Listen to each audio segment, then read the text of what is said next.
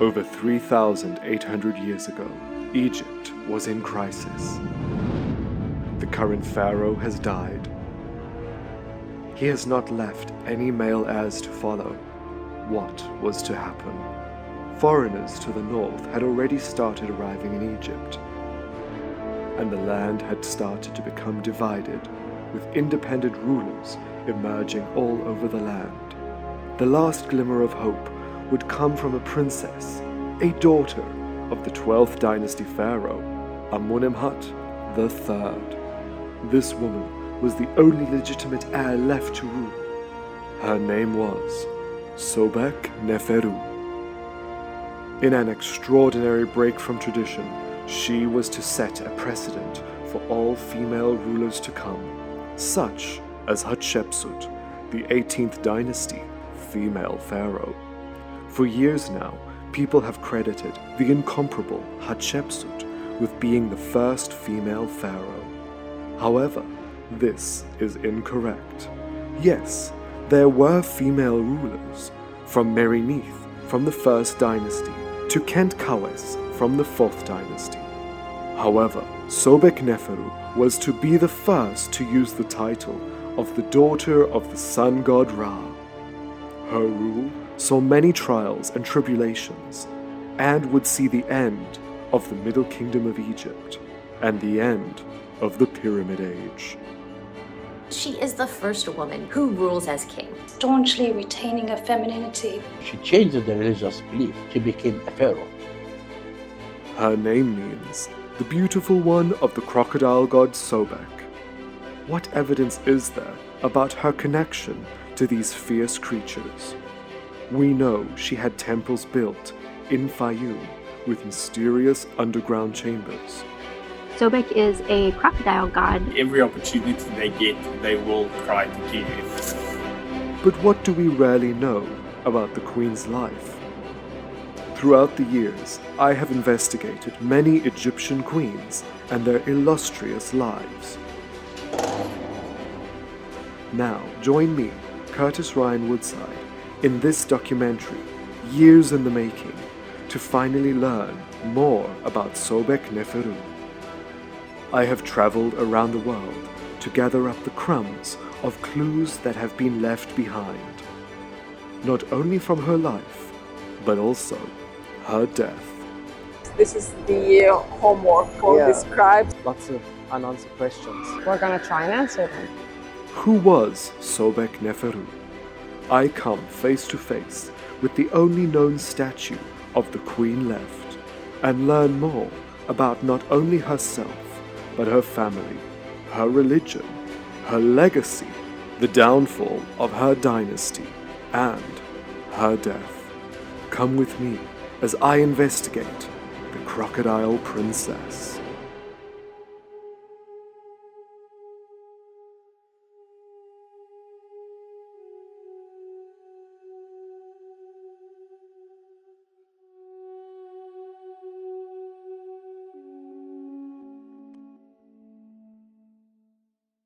Sobekneferu, the crocodile princess, shown wearing a nemes. We can see here she is seated on the throne of a king. Clearly, she's wearing a female dress with breasts. Sobekneferu was a female pharaoh in her own right, possibly the first female pharaoh that we actually can confirm before Hatshepsut. But this bust has disappeared from history. So, where is this bust? I've tracked it down, so come with me to go see it.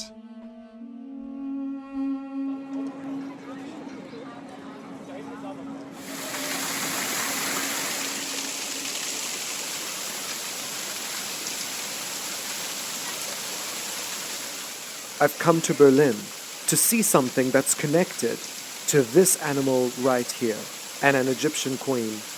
It's a piece that's been missing that I'm so excited to see, so let's go. I'm hoping here in downtown West Berlin to get up close and personal with the only remaining piece of the crocodile princess.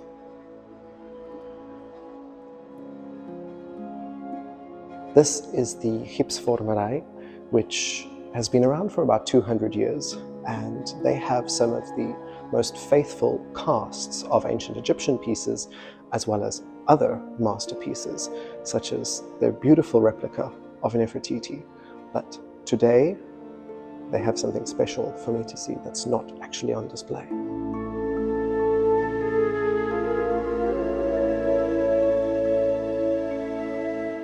Here she is. I'm so excited. I'm like shaking. I know it's only a replica, but this is Queen Sobekneferu, Pharaoh Sobekneferu. The reason I'm so excited to see her is because this little bust, there's the full version of this bust was on display in the Altes Egyptian Museum here in Berlin. But when it was bombed in World War II, this statue was destroyed. And this is the only known cast, an exact cast of the statue of the crocodile princess, Sobekneferu. She's so beautiful.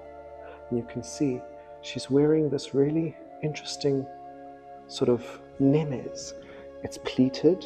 You can tell it's not a wig because the pleats are going across. She's wearing a nemes headdress. And at the top, there's a little hole, a little slit, where the uraeus, the cobra, would have been entered into. Isn't she just a masterpiece? And she very much resembles her father.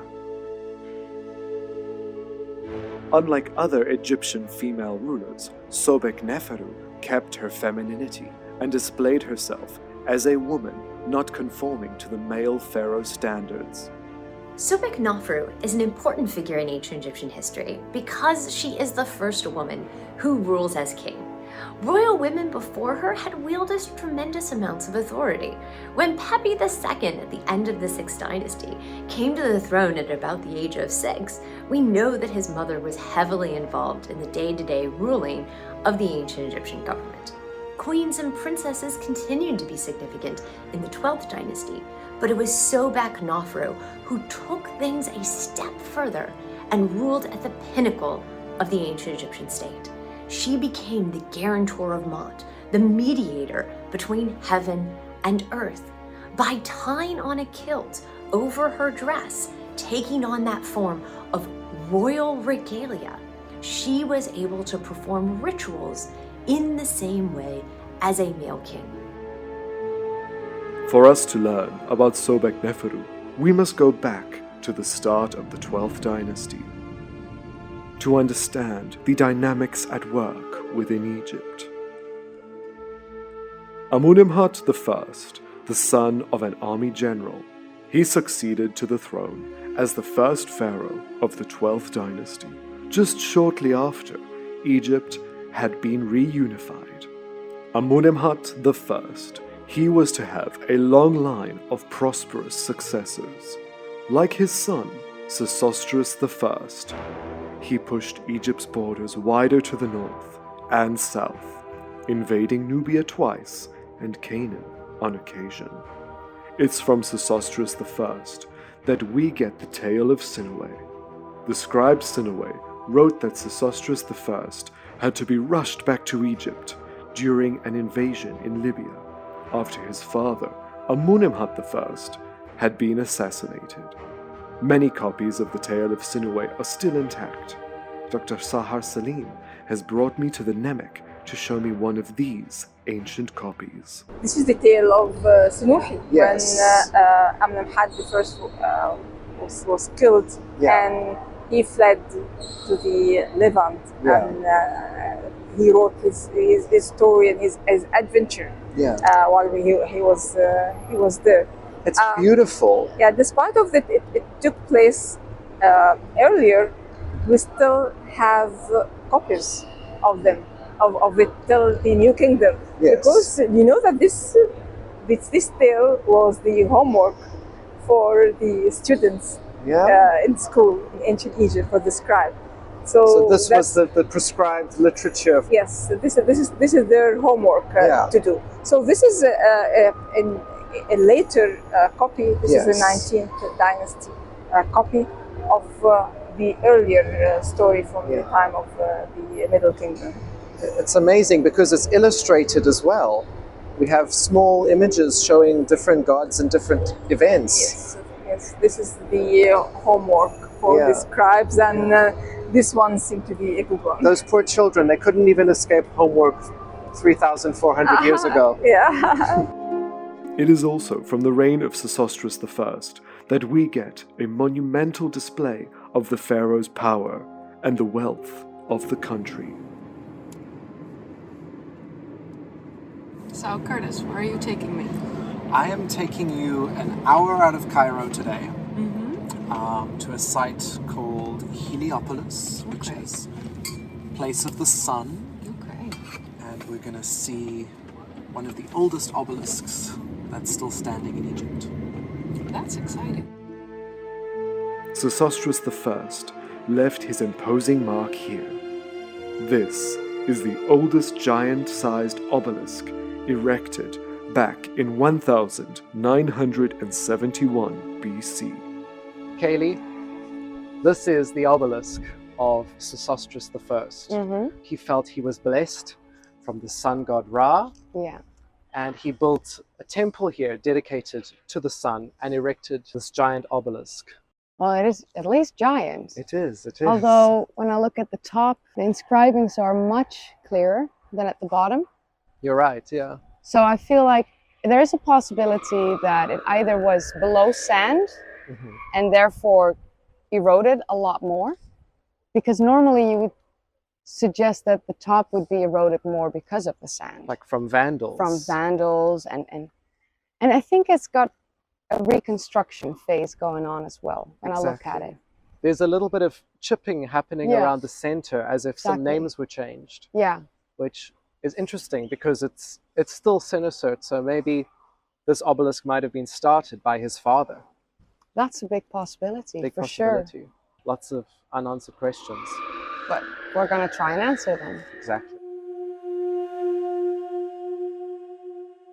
Strong, militaristic rulers would follow Sesostris I, such as Amunemhat II and Sesostris II, leading up to the greatest ruler of the 12th dynasty, Sesostris III. This ruthless warrior is often shown with a displeased look on his face. Probably considered the most powerful pharaoh of the 12th dynasty. Sesostris III expanded Egypt's empire and kept their enemies at bay. Building forts up and down the land, he maintained Egypt's control in Nubia, setting the boundaries and leading the way for his son Amunemhat III. Amunemhat III shared a co-regency with his father, Sesostris III, for near on 20 years. When his father died, he became full pharaoh. Because of his father's exceptional military campaigns, Amunemhat inherited a peaceful Egypt. His reign would see a period of peace and stability for many years.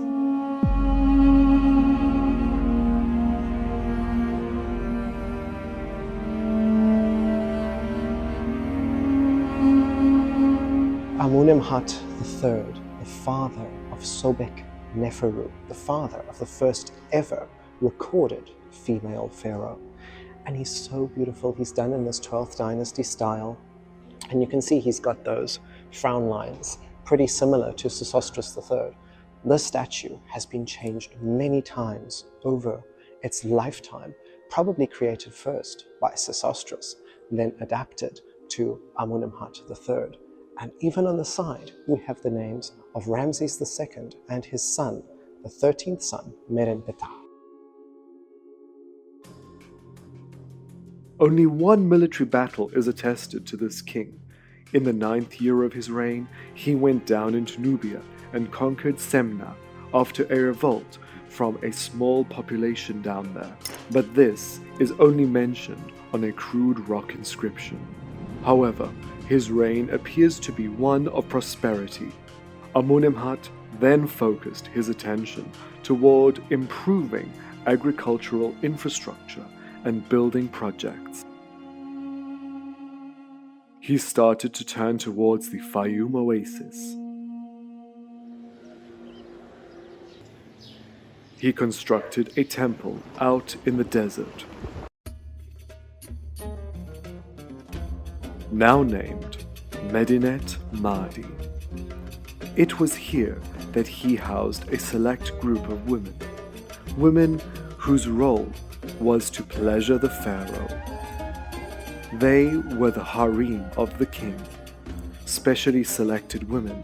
Sometimes the role was handed down from mother to daughter. They lived out in Faiyum. These women were always unique and beautiful. They were treated well by the pharaoh, who expected certain entertainment back as gratitude.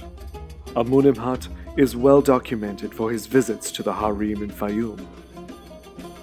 However, Amunemhat did have 3 principal wives. It would have to be a child from one of these 3 queens who would be chosen to be the successor. Children from the harem were more than often not officially listed. Amunemhat had 6 official listed children. Amunemhat is of course the father of Sobekneferu, and she is written as one of the officially recognized children of the pharaoh. We do not know the name of Sobekneferu's mother, but this is not uncommon. The 3rd wife's identity of Amunemhat is also not known. She could be the mother of Sobekneferu. At the time, the world that Sobekneferu grew up in is one of abundance and opulence. The country was thriving. The Nile's flood was stable, resulting in fertile crops. Egypt was almost like a paradise.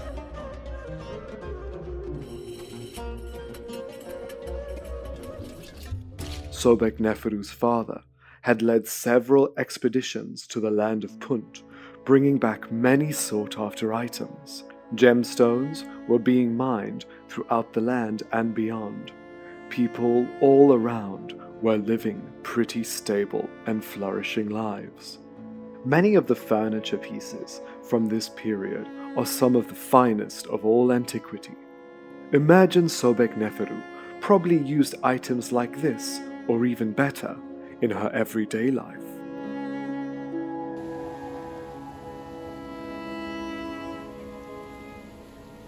The gold mines were also overflowing. Some of the finest jewelry is from the 12th dynasty, delicately crafted with superb details, inlaid with colorful stones. Many show charms attached of the gods. This pectoral necklace belonged to Amunemhat III, gifted to one of his sisters and buried with her. We can see the king smiting enemies, mirrored perfectly. On another, Pharaoh Amunemhat appears as a sphinx, capturing his foe. Many of these items belonged to Amunemhat and his family. This gold and beaded necklace was found in the tomb of Neferu Ptah, the daughter of Amunemhat and the eldest sister of Sobekneferu. In Amunemhat III's 45-year-long reign, he doesn't appear to have many legitimate sons, and it was Neferu Ptah who was being trained to become the next pharaoh, not Sobekneferu. However, Neferu Ptah had an untimely death, leaving a slight problem in the line of succession. Towards the end of Amunemhat III's reign, he installs a co-regent, his only listed son, Amunemhat IV. Although it does appear that Amunemhat IV's mother may have been a woman from the harem, her name was Hetepi. she is only named as Amunemhat IV's mother and never as the wife of the previous pharaoh at the temple in Faiyum. Amunemhat IV may not have been 100% legitimate, thus he married his half-sister, Sobekneferu. This interfamilial marriage was not something strange to the ancient Egyptians.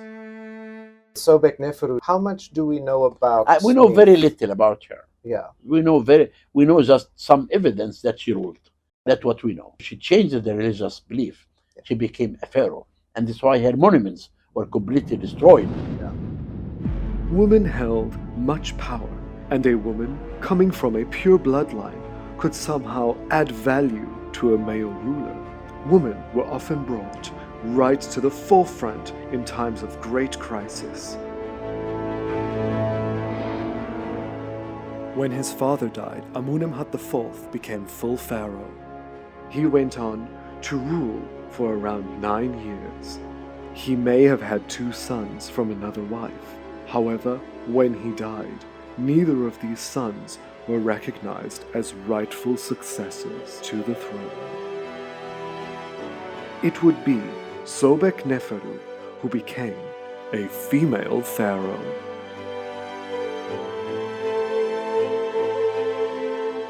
Sobekneferu's rise to the throne was not without its many issues. For the ancients, the pharaoh needed to be a male for a few simple reasons. Pharaoh was the earthly manifestation of the god Horus, the son of Isis and Osiris. The male pharaoh also had a duty in reproductive roles.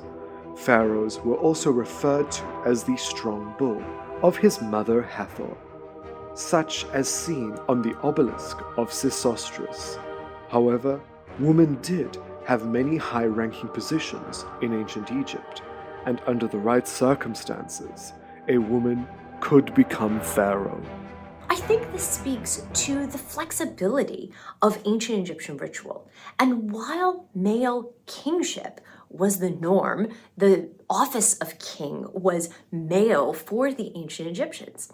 These aberrations, these exceptions, these remarkable women like Sobekneferu and Hatshepsut and later Tawosret and even Cleopatra VII were able to take over that position when the need arose, particularly in times of strife at the end of the 12th dynasty when there was no better heir to take over, but even in times of prosperity like the reign of Hatshepsut. So Sobekneferu really provides this key in ancient Egyptian history to understanding the power that royal women could wield.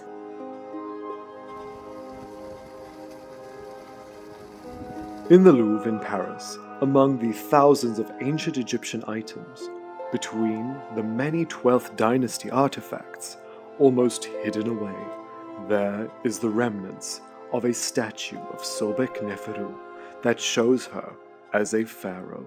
This is the torso of Sobekneferu. Her belt is on her waist with the 3 Nefer signs and the crocodile of Sobek. She wears this shell around her neck, just like her father. And she's shown wearing a striped nemes. Just imagine how she would have looked if her head was still in place. She's here in Paris. Sobekneferu's legacy is spread throughout the world. You have to really try and piece together her life. That's what I'm going to try and do. As a woman, I find Sobekneferu hugely inspirational. There must have been something exceptional about her, that a tradition of male lineage was permitted to be broken in order for her to become the first recorded female pharaoh. Scattered between the 12th dynasty pieces in Paris is this small female bust. She looks familiar. She has the hair of Hathor. It's just incredible. She could be the Sobekneferu or her sister, Si-Hathor. The exact identity of Si-Hathor is disputed amongst Egyptologists. She is known to have been a princess, however, her father is speculated. Many items in her tomb come from 3 kings' reigns: Sesostris II and the III, as well as Amunemhat III. It is most likely that she was the daughter of Amunemhat III, since he is the most recent pharaoh named in her objects, making her the sister of Sobekneferu. She had a burial prepared in Amunemhat's pyramid.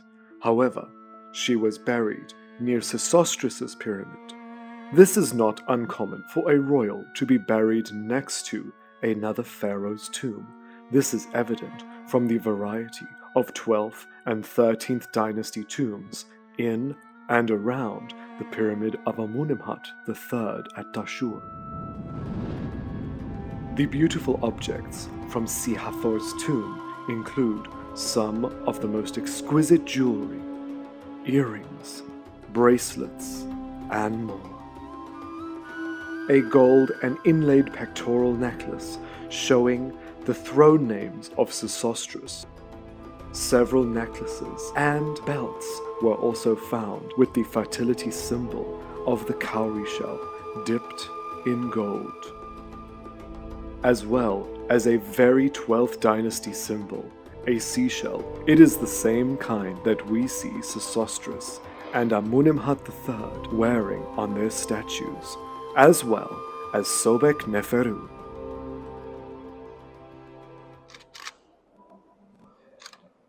What I'm looking at here is some jewelry from the 12th dynasty around the time of Queen Sobekneferu and Sesostris III. And over there is a little shell, and that shell we can see often during the 12th dynasty. One item from Hathor's tomb draws my interest more than any other. This crown diadem, surrounded by flowers, with the 2 feathers of Amun and Mut on the back, with a cobra on the brow. I do not believe Hathor wore this. The cobra was reserved for the pharaoh and sometimes queens. Hathor was not a queen. At the Nemek, amongst the items found in the tomb of Neferu Ptah, the sister of Sobekneferu, is a great example of a diadem worn by a princess, and in the Cairo Museum is a princess's silver diadem from the 12th dynasty. I believe this crown could have been worn by Sobekneferu herself. Hathor, who could have outlived Sobekneferu, could have been buried with the crown, as she was after all buried with objects from other rulers in the family. Hatshepsut, the female pharaoh from the 18th dynasty. She is often shown dressed in male attire. She often appears with a male body and wears the tie-on beard. These attributes are reserved for the pharaoh. They are symbols of divine kingship and are symbolic. As such, by wearing the male items only demonstrates to the public that Hatshepsut was a pharaoh. Even the final Cleopatra is sometimes shown in male form, wearing the male attire. A female pharaoh was not that readily accepted, which is why some female rulers presented themselves not only wearing the male adornments, but also in a male stylized body. This was to be accepted. However, Sobekneferu did not do this. She wore the Nemes headcloth, but presented herself as a woman, a very bold move at the time for a female pharaoh. You know, at the end of the 12th dynasty, then now there is no heir to the throne. Yes. In ancient Egypt, the rule is the king has to be a pharaoh.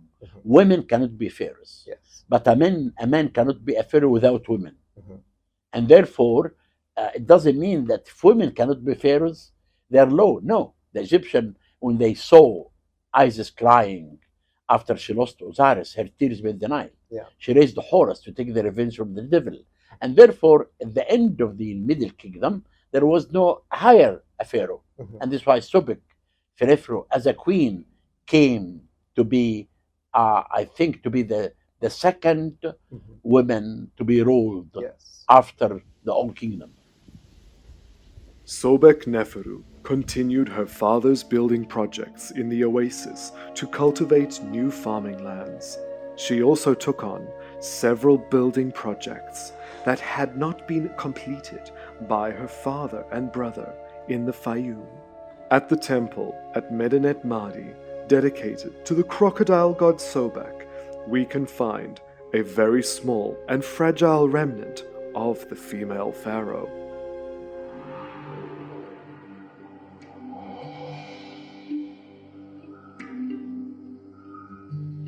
This is the temple here at Medinet Mahdi, which is dedicated to Renenutet and Sobek. What's interesting is, on the columns, we have the name of Amunemhat III, the father of Sobekneferu. We have a little cartouche of Sobekneferu over here, which I'll show to you in a second. Just around the corner, hidden away, badly damaged from rain and from sand. If I climb up here, we have the cartouche of the possible first ever female pharaoh, Sobekneferu. We see the three Nefers and the Sobek symbol at the bottom. Sobekneferu, the great female pharaoh that ruled on behalf of her younger brother. As a pharaoh, she was named a pharaoh. This is one of the only remnants that we have of this obscure queen.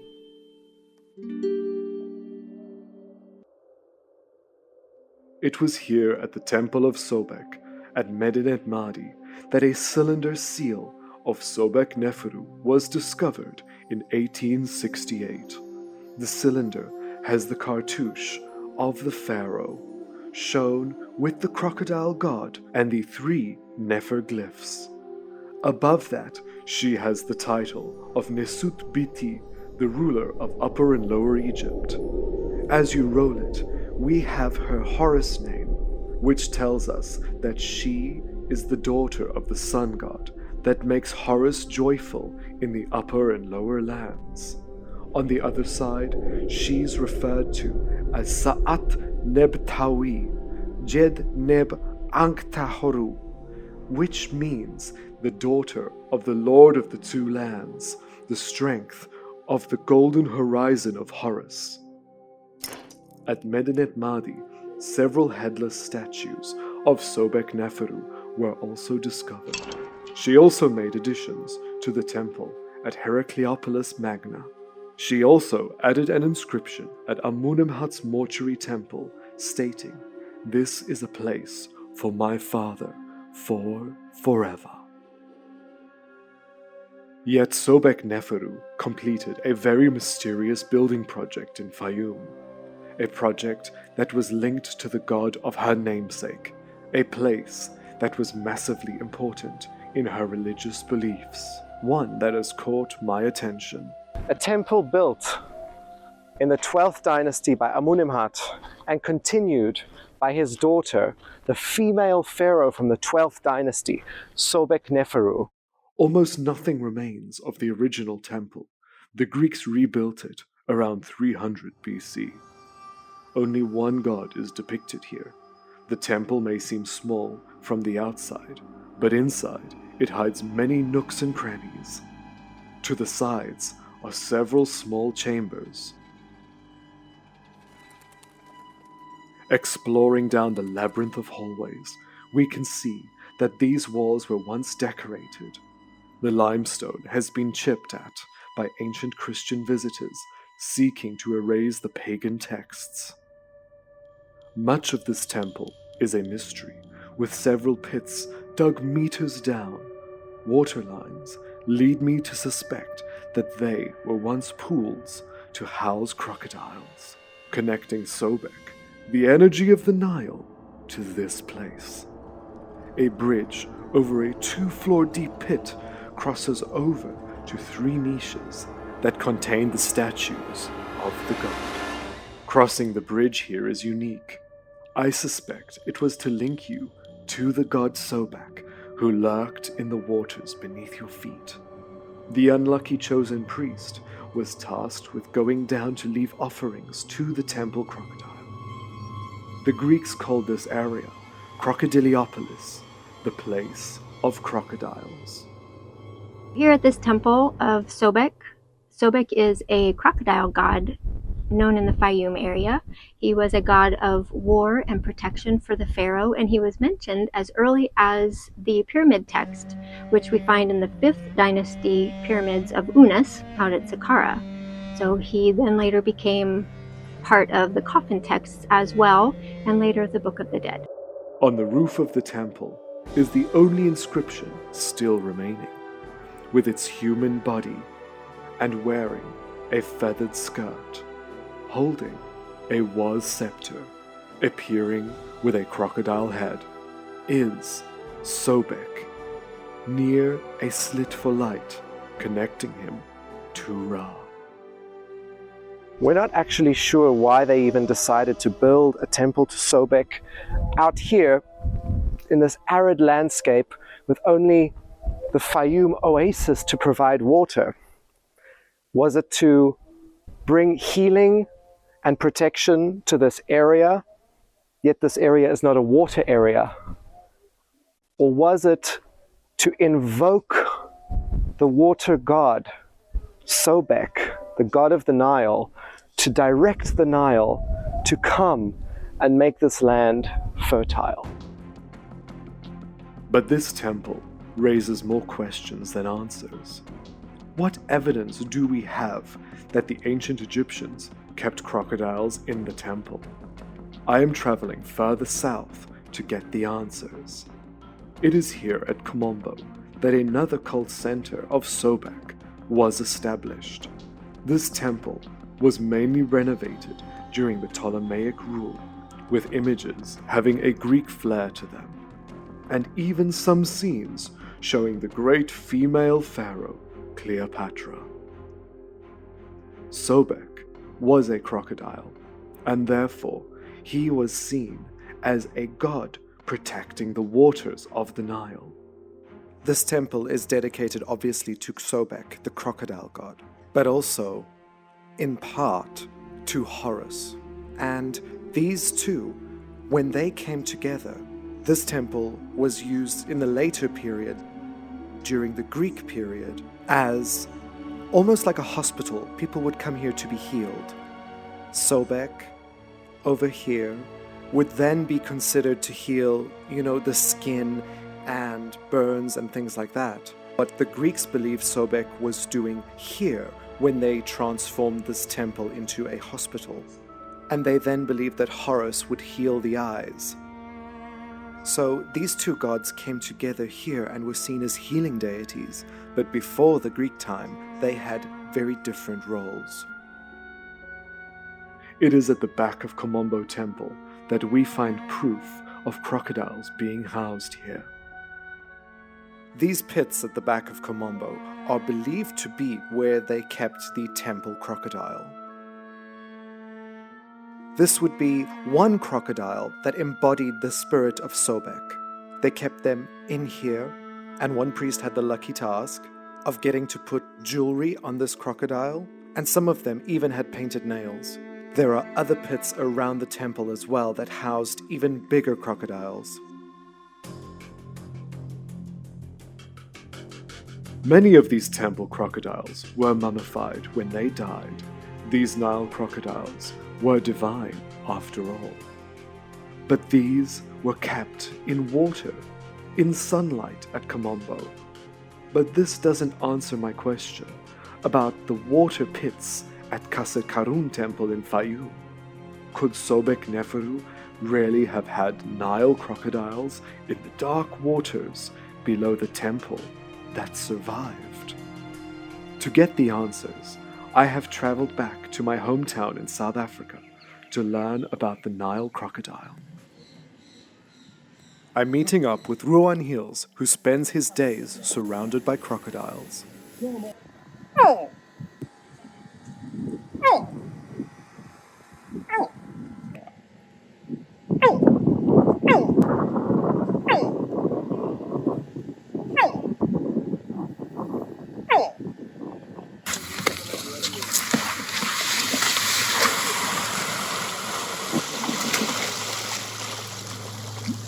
Sobekneferu. Her name means the beautiful one of the crocodile god. Okay. Yeah. And she built many temples dedicated to the crocodile god out in the Faiyum oasis. In this one temple, there's a little bridge towards the inner sanctuary. Okay. Underneath the bridge, there are 2 pits that go down, about 2 floors down. Now, we don't know what those were used for, but some have suggested that they were filled with water and the sacred crocodiles were housed in these pits. Okay. Now, how likely is it that they could have done that? I mean, can a crocodile survive without the sunlight like that for so long? Yeah. The big thing is crocodiles, and what people have a misconception about reptiles in particular is with crocodiles eating whole animals. Yeah.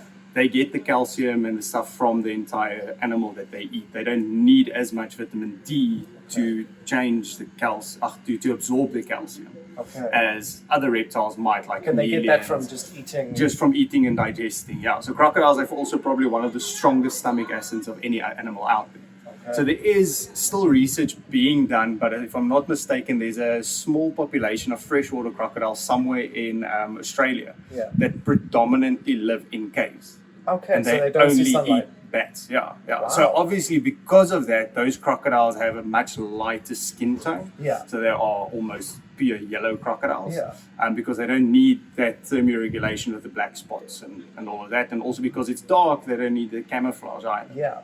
Yeah, yeah. So it is possible they could have housed these sacred crocodiles in these pits. Definitely. As long as the temperature stays more or less constant, Yeah. then the crocodiles would actually They'll be okay. thrive. Yeah, if they get a constant supply of food, a constant temperature. So these crocodiles could survive in the dark. Definitely.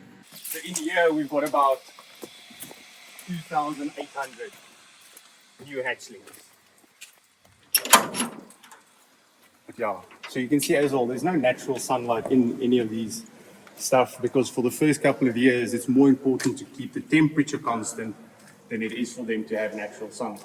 So we keep them in these hot houses for a year. Okay. And only after that we'll move them out to the outside enclosures when they tolerate the cold and the stuff a little bit better. Yeah. And so this would be similar to what they did inside the temples with the covered ceiling, the pits like this. Yes, yeah. Yeah. Most probably. Yeah. And they can survive then. Yeah, yeah. They flourish. I mean, these crocodiles within a year, they're about 60 centimeters in length. Yeah. So they grow extremely fast during this time of the year. As soon as they're outside and they've got the external factors, the cold days and stuff, their metabolism slows down on the colder days, so they don't grow. Oh my goodness. Yeah. Hello. Yeah, we can go outside. He's nice and strong. This little baby is about 2 years old now. This is now an American alligator. This is an alligator. This is an alligator, yeah.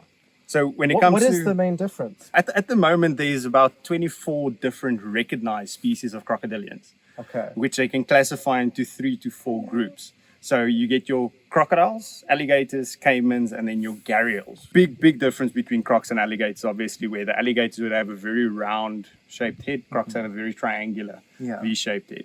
Yeah. Where do you want to go? You want to give it a hold? Oh, gosh. Yeah. Oh, you can hear him listen to that? Yeah, so the big thing with him is as long as you keep the tail in line with the head, he's not going to wiggle too much because then he feels stable. Okay. Yeah. And you can put some pressure there on the neck as well. Hello. Hello, gorgeous. Because the big thing for them, it's all about balance. So if the tail is in line with the head, then he feels balanced. He's not going to wiggle around too much. Just as soon as the tail dangles around, then he doesn't feel balanced. Sobekneferu, she built many of these temples dedicated to the crocodile god. She loved crocodiles. It was her namesake. And many pharaohs after her took Sobek and put it into their names. I think it's about 13 pharaohs. Wow. Yeah. Sobek Hotep, which means Sobek is happy. We read about how the ancient Egyptians used to care for the sacred crocodile. So they had one in each temple dedicated to the crocodile. That was the sacred one. Okay. And there was a high priest that would go in and adorn the crocodile with jewelry and gold and rings and bracelets and things like that. We also read about them painting the crocodile's claws or nails. Okay. How tame can a crocodile become? Like I mentioned earlier on, crocodiles are wild animals. Regardless of how long you keep them in captivity, every opportunity they get, they will try to kill you in most cases. They are animals of habit though as well, and they can learn routines better than most other animals. So it's difficult to say that a crocodile can get tamed, but I have heard stories of people. Can they get used to people? They get used to people, get used to the feeling of touch and things like that. But I still won't go as close as keeping one in the bed next to me. Okay, or painting its nails. Unless it's very cold, then it's all right. If you drop a crocodile's core body temperature to about 26 degrees Celsius, 26 to 24 degrees Celsius, they become very lethargic. Okay. Then you can literally sit on his back and brush his teeth and do whatever you want to do, and he's going to lose that aggression because it would have been possible, definitely. So this is a baby crocodile. A baby Nile crocodile. Nile crocodile. Yeah. So this is baby Sobek. Yes. And they used to. We don't know if they would sacrifice them, but sometimes they would take the young crocodiles and also mummify them. Okay. And inside this temple of Sobekneferu in the Faiyum, on either side of the entrance, there's two, almost looks like post boxes. Okay. And they would slide mummified baby crocodiles in there as an offering to Sobek. Wow. Thank you.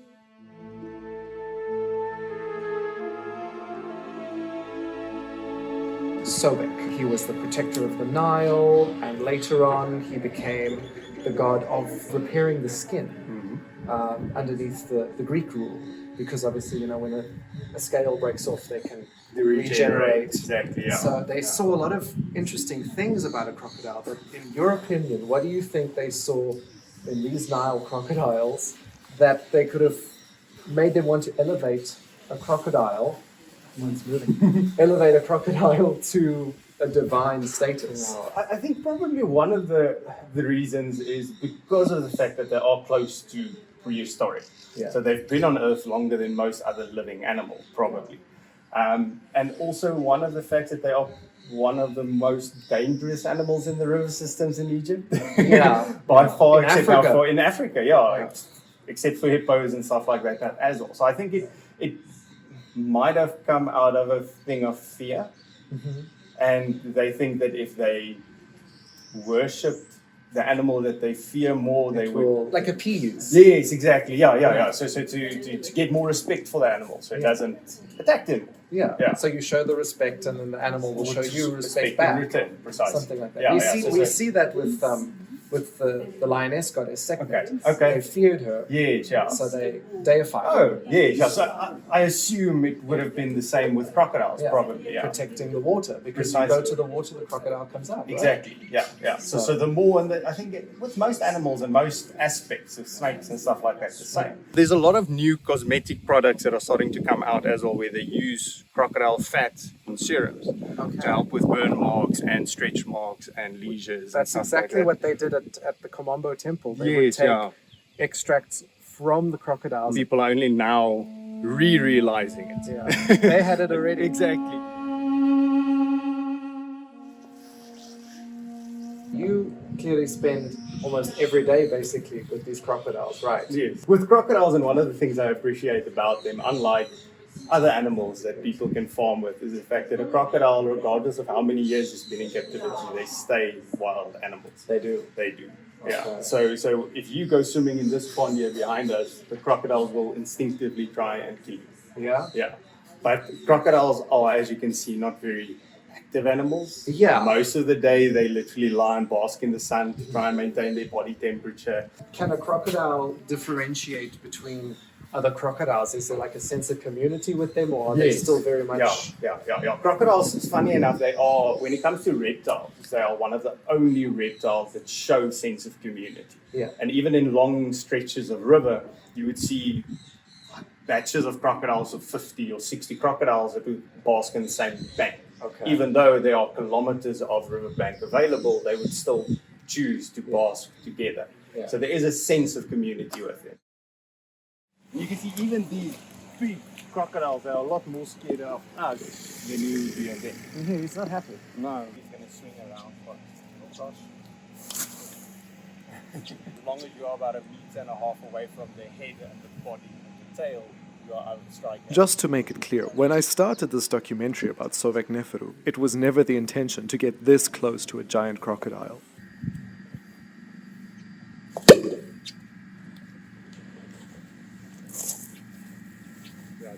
little bit close.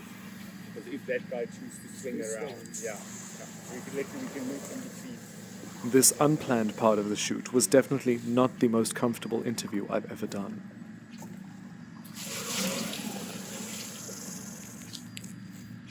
Yeah. This is not my most comfortable interview.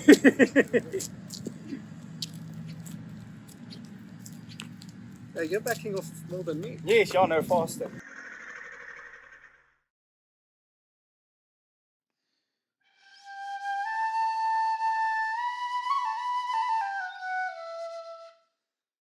The father of Sobekneferu, Amunemhat III, shown here with a very slight waist, bigger hips, perhaps an indication of the times to come.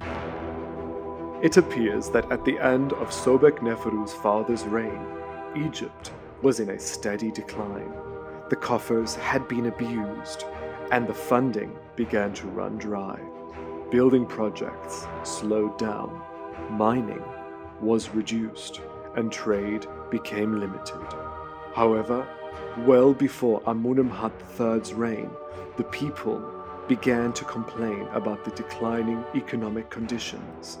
The pharaoh decided to start giving concessional rule to noble men throughout Egypt, creating small, independent states that could have their own laws, overseen by one man. We refer to these people as nomarchs.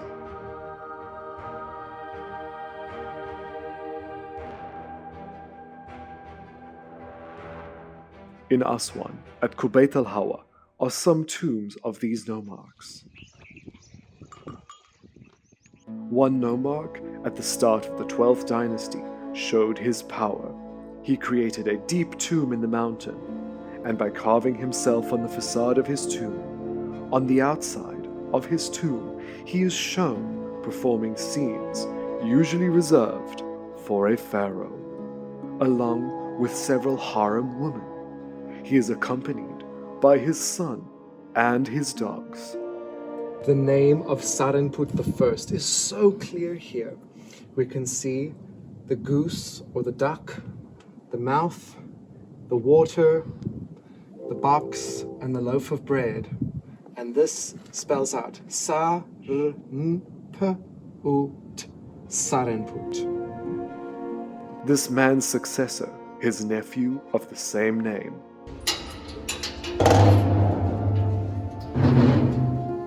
He had a deep and beautifully decorated tomb carved into the mountainside. He had himself shown in the second hallway of his tomb in the form of a mummy. This was connecting him to the god of the next life, Osiris. He also wears a pleated headcloth and a falcon-tipped necklace. Surely this shows that he was trying to be shown as equal to the actual pharaoh.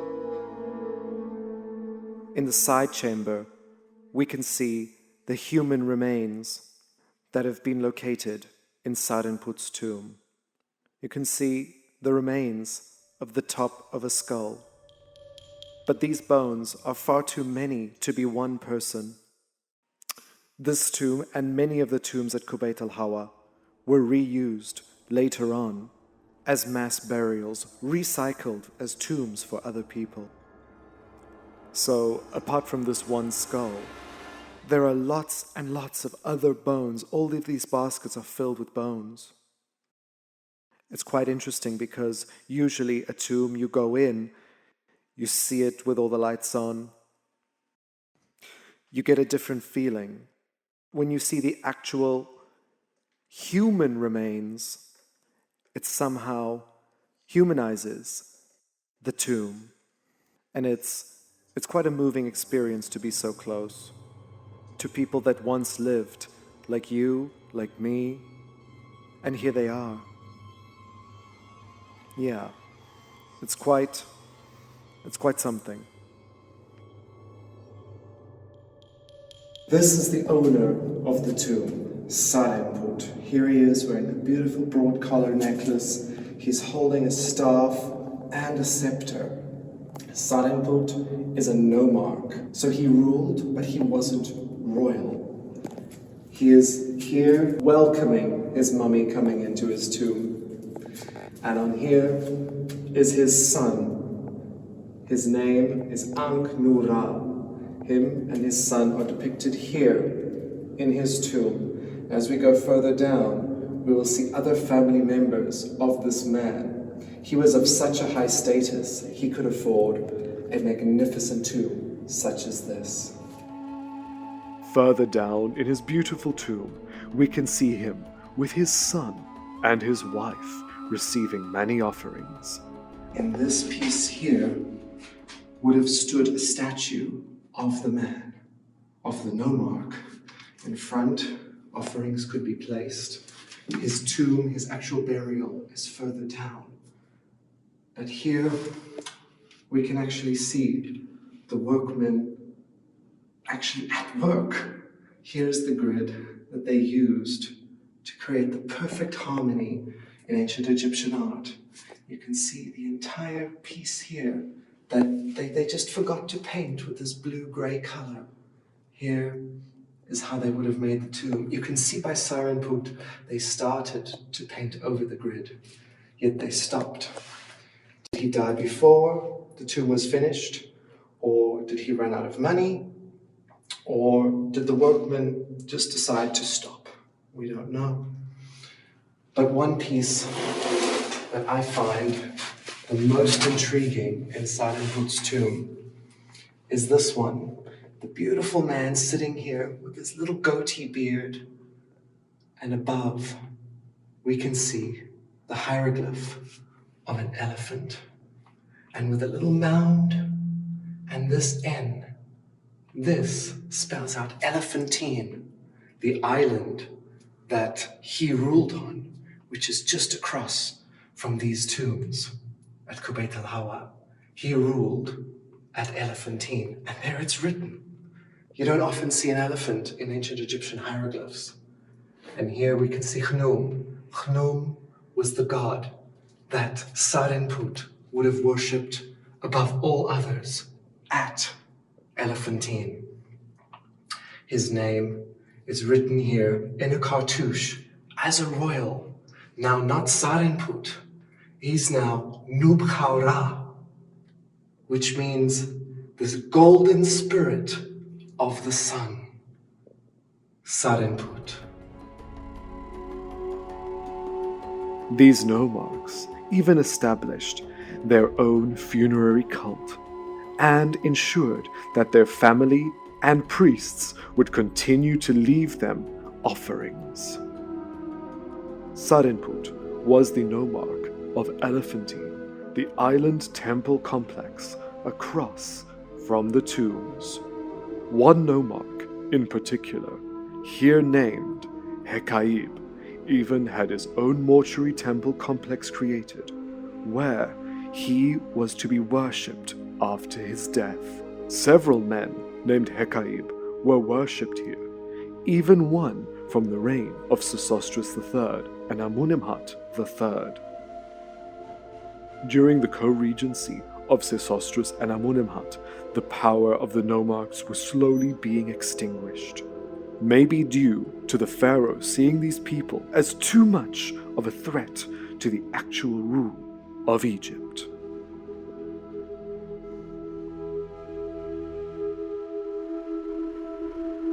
It is at a site now called Beni Hassan that we rarely get a good idea of why, by the time of Sobekneferu's rule, Egypt was heading for disaster.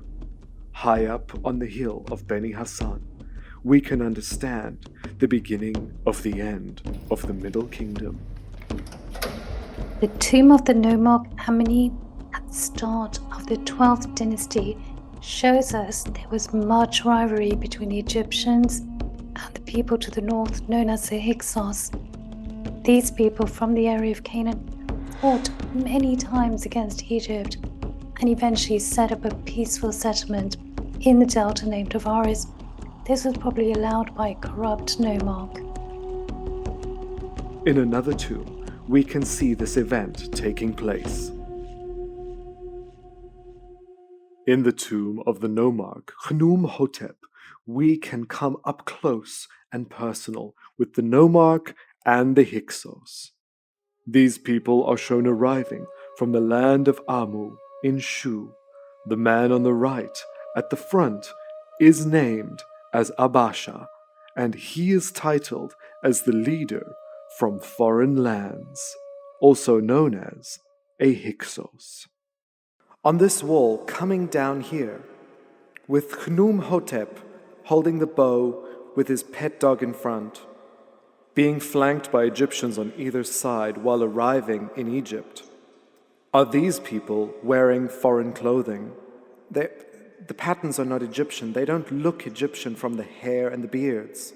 These people are arriving in Egypt before Amunemhat. You see the scribe at the front. He's presenting him with a piece of papyrus telling Amunemhat who these people are that are arriving. Amunemhat standing here with his short-legged dog and his staff before these foreigners. And the name of these foreigners is written right above this scene here with the mound and the little crook. And that spells out Hyksos, Hekanisu, Hyksos. These are the foreigners from the north arriving in Egypt who would eventually end up back at Avaris. These foreign people who settled in Avaris began to establish themselves more and more. So, by the time of Sobekneferu's reign, they began to slowly infiltrate society.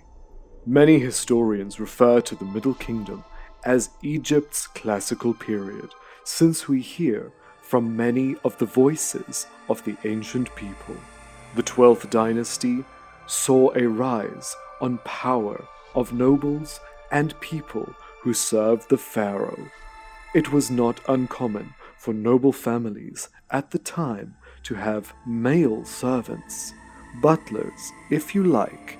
By the time of Sobekneferu, we can see an increase in the use of Sobek in names, like this butler, Sobekneferu. And at the Museo Archeologico in Napoli, in Italy, is another statue of a butler from the 12th dynasty. This is the High Steward during the 12th dynasty in the reign of Sesostris III, and he's shown in this full cloak. Apart from having a practical use, these cloaks often served ritual purposes and were worn during special occasions, like Sesostris wearing his cloak at his jubilee, or nomarch Barket shown in his cloak.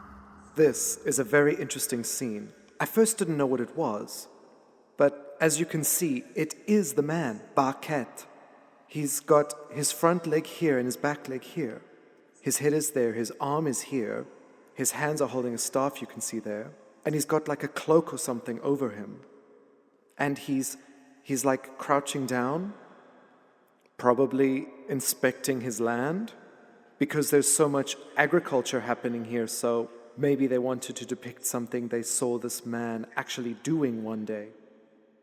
In New York, in the Metropolitan Museum, in their vast Egyptian collection, there is a small statue of a royal woman. She too is wearing a cloak and bears a striking resemblance to the Berlin statue of Sobekneferu. Could this be her? And just days before bringing this documentary to a close, Dr. Mustafa Waziri announced the discovery of a 12th dynasty temple in the grounds of Luxor, revealing more about Sobekneferu.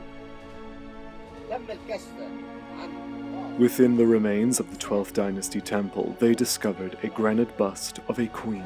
She closely resembles Sobekneferu, including the same ears, hairstyle, and facial features. Maybe Sobekneferu is finally wanting to tell her story.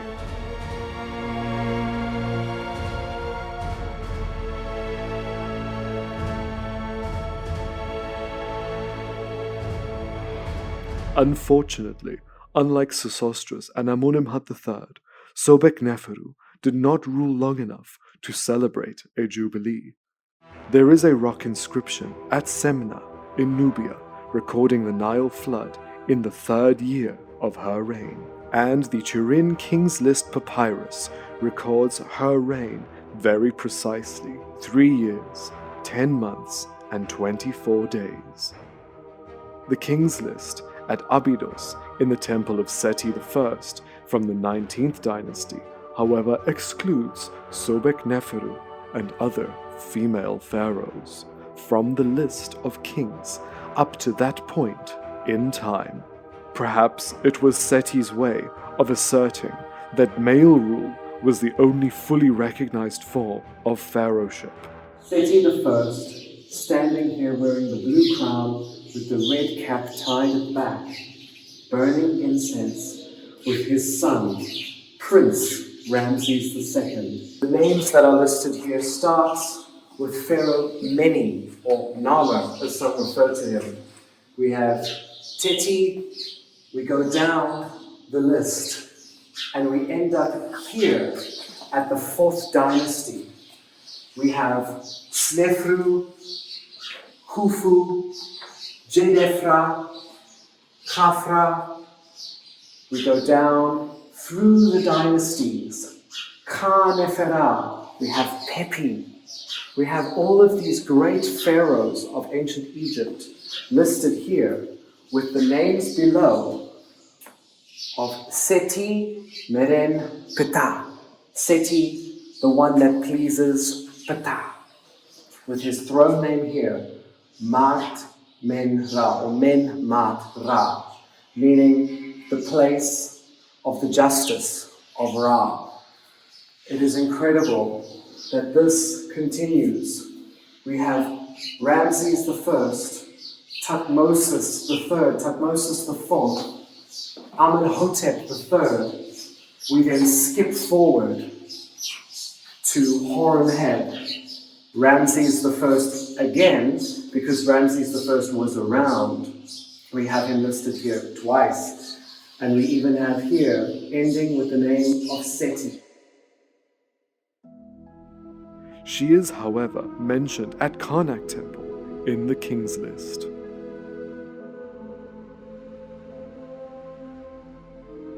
We might not know much about her, but the limited number of statues and artifacts that have survived provide some fascinating insights into her life. We know she was depicted as a woman adorning a pharaoh's crown. She even dressed in male regalia, probably to assert her authority and uphold Egyptian tradition. Yet she did this while staunchly retaining her femininity.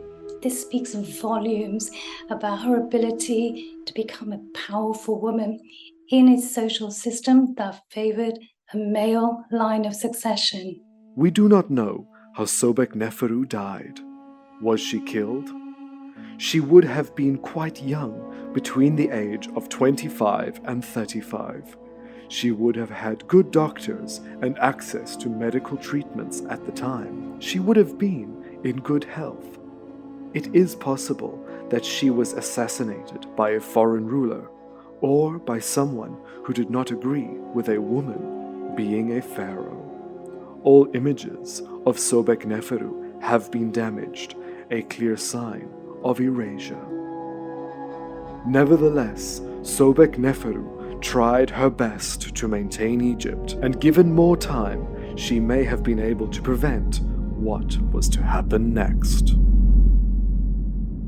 With the ruling pharaoh Sobekneferu now dead, and no heirs to take up power, a new set of rulers were to come in, the 13th dynasty, with a long list of pharaohs using Sobek in their names.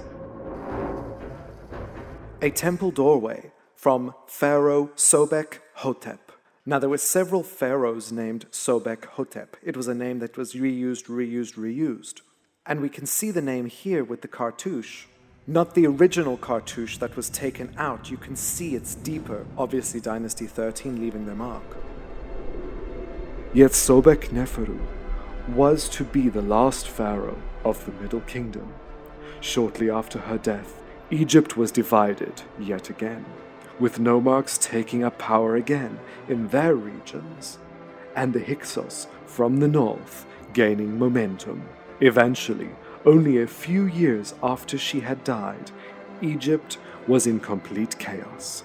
With no real royal bloodline to rule, the Hyksos started their rule in more regions of Egypt, and the actual Egyptians were being oppressed and suffered greatly for over 150 years, a far cry from the glory of the 12th dynasty.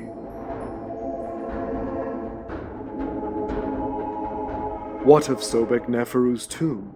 She never had time to build a pyramid. One structure at North Mazguna is suggested to be her unfinished pyramid. However, there is absolutely no evidence of this. There is, however, a place that is most possibly the site of her burial.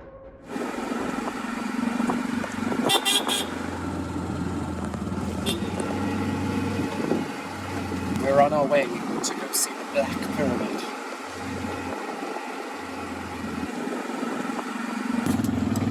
The Black Pyramid was built by Amunemhat III.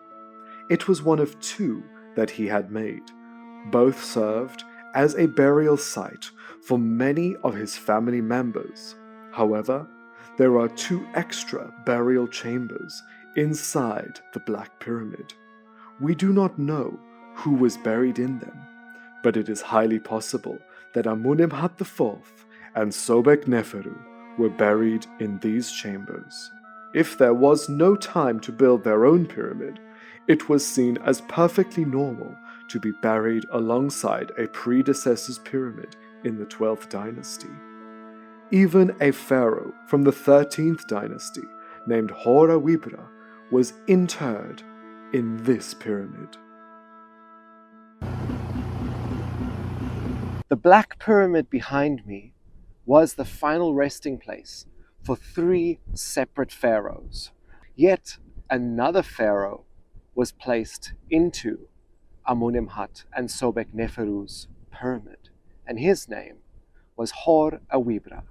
Hor Awebra was a pharaoh in the 13th dynasty, shortly after the end of Sobekneferu's rule in the 12th dynasty. He had a simple shaft tomb in the side of the Black Pyramid. And inside here, we find some of the most beautiful examples of Middle Kingdom burials inside a pyramid. We have his beautiful Ka statue surrounded by bowls, and then we have the sarcophagus with the body of the pharaoh and, of course, his death mask, which was made out of copper and blue glass. This is the mummy of Pharaoh Hor Awebra, buried with the crook and the flail around him, his arms down, with beautiful jewelry. Now, when they removed the death mask from his head, his skull came with. So when we see the death mask on display in the Cairo Museum, the pharaoh's skull is still inside the death mask, and he is one of few examples that we have to prove that pharaohs were indeed buried inside a pyramid. At the Cairo Museum, the treasures of Hor Awebra can be marveled upon. This beautiful statue of the pharaoh is known as the Ka statue. The Ka was the ancient Egyptian form of the spirit, symbolized by the two open arms, which are placed on his head. Made of wood, he has areas once gilded in gold, like his necklace and fingernails. He would have had a linen skirt attached to cover the detailed midriff area. He wears the Osiris beard to show that he has joined the god of the afterlife. His eyes are by far the most captivating. They are inlaid with precious stones, giving them a realistic appearance of having blue eyes. The pharaoh is stepping out of a shrine. this shrine was to symbolize his spirit coming and going from his tomb at the edge of the Black Pyramid. Other treasures were found inside his tomb, like a miniature form of his car statue and many other pieces of exquisite jewelry.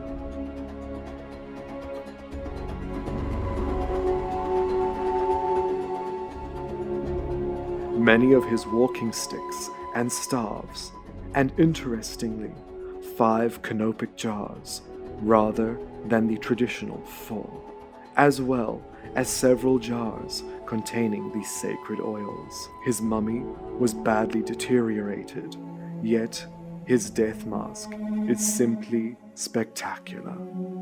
Made from wood, it was once gilded in gold. He has a short beard made from blue faience tiles. On his brow is the hole where his regal cobra was once inserted, and his eyes have been lovingly inlaid with stones to be as realistic as possible. Just think that Hor Awebra's skull is still inside this mask. All of this discovered in the place where Amunemhat and Sobekneferu were also laid to rest, the Black Pyramid. Inside the museum, we can also find the capstone of this pyramid. It has the intricate name of Amunemhat III carved around it. This was once placed at the very top of the pyramid. It was pushed off and damaged during the reign of Akhenaten, which was actually a gift for us to then enjoy it close up. But this stone is not of this earth.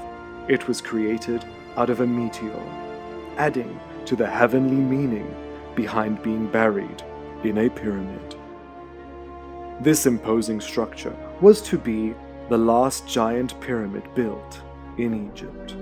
The start of the intermediate period after Sobekneferu's death also marked the end of pyramid building, as by then pyramids were being looted by the suffering population.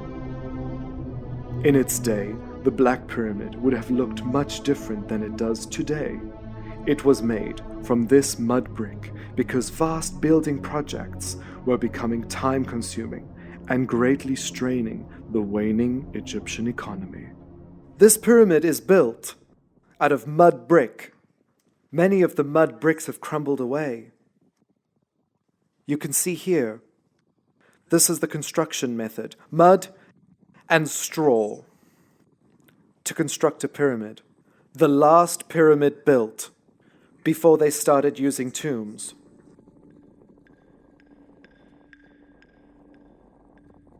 I'm going to take you up this magnificent structure from the 12th dynasty. Tourists don't come here, so I feel extremely privileged to finally see this pyramid. Let's go.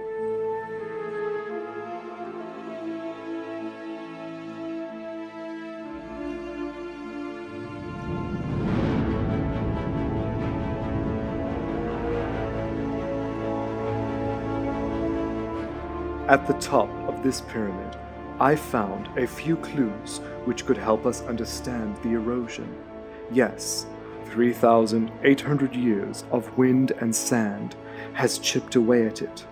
You can feel the intense wind swirling around it, yet there is a more human side to its decay. I noticed that there are several pieces of broken, ancient pottery. These were usually left at sacred sites by people coming to honor the dead. It appears to me that pilgrims coming to this pyramid, instead of leaving the pots at the base, easily climbed up the step-like mud brick and left their offerings at the summit. Thousands of years of visitors wanting to offer to the gods and their pharaonic ancestors climbing up the crumbling pyramid seems to be a very touching thought. This place contained not only the spirits of Amunemhat III and his family, the spirit of Sobekneferu, but also the spirit of the people of Egypt.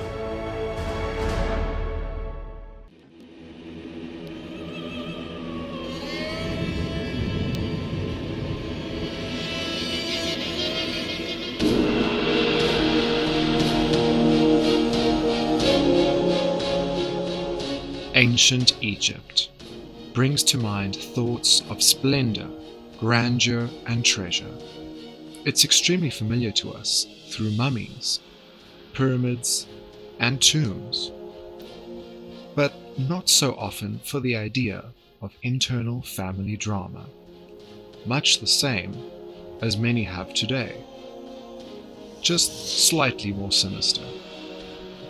Although there are more well-known stories from the ancient world that we think we are familiar with, there are many that don't seem to make it into the mainstream.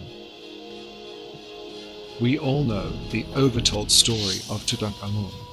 Don't get me wrong, I love any new information on that period of time, and it is always beautiful to look at. However, I want to tell a story that has not received much to almost no attention at all. As many of us know, just how much of a disaster the end of King Tut's family was, with all the politics and family strife. Although the next family line would be almost as complicated, if not more. The 19th dynasty, also known as the Ramesside period, is one of the only dynasties that we could possibly look at each successor's mummy, and using facial reconstruction, we can get an idea of the complete image of the family line. How did a young king and a female pharaoh bring about the final days of the Ramesside family? In this documentary, I will try and investigate the end of one of Egypt's largest families and how the legacy of Ramses the Great came to an abrupt end.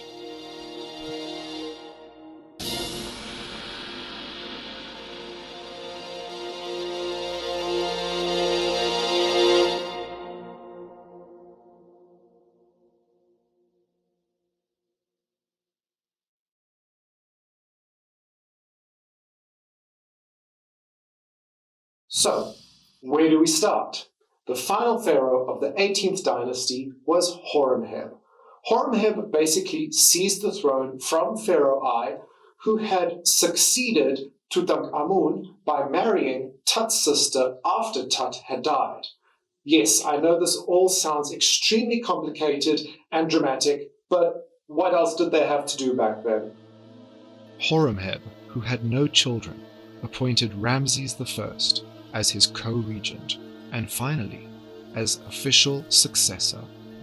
The founder of the 19th dynasty, Ramses I, was born to a noble family in the Nile Delta region of Avaris, which was the Hyksos capital just a few years prior and was still occupied by many foreigners.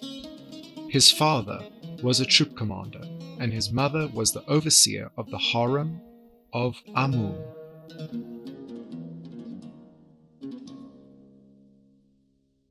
Akhenaten disregarded all the other gods of Egypt in favor of his one and only god, Aten. Thus, by the time of Horemheb, the country was rapidly reinstalling all of the other gods of Egypt. The Hyksos, who were eventually expelled from their short rule of Egypt, had arrived around the 17th dynasty, over 100 years before Horemheb. The god that they found favor in was Set, the god of the desert, chaos, and foreigners. Ramses I was the high priest of Set. He was instrumental in the restoration of the old gods with Horemheb through his position of high priest of Set, as well as knowing Horemheb prior to him being a pharaoh, as they both served in the army of Tutankhamun and Akhenaten. Ramses I was promoted to Horemheb's vizier when Horemheb, who was childless, saw that Ramses I had a son, Seti, and a grandson, Ramses, appointed him successor as he could see a strong religious and militaristic line of successors. Ramses I ruled as pharaoh for only around 17 months and did not have time to finish his many building projects, which would be carried out by his son Seti and Ramses II. He was buried in a fairly modest yet lavishly decorated tomb in the Valley of the Kings. The background of the tomb images were painted with a blue-grey color, indicating the wealth of Ramses. He is shown directly in some of the scenes with many of Egypt's main gods and goddesses, affirming the gods were back. The mummy of Ramses I was first taken to Canada, then the USA, but it is now back on display in Egypt at the Luxor Museum.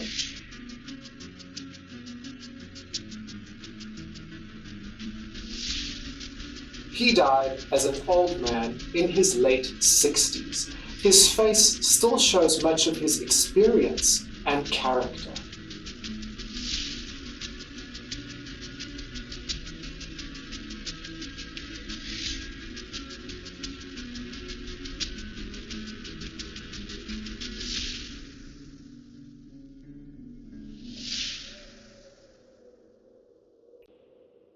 Seti I, named after the god Set by his father and predecessor Ramses I, ruled for around 15 years. His reign can be seen as the ultimate period in Egypt's history, with many people moving to Egypt from foreign countries, as the economy was booming.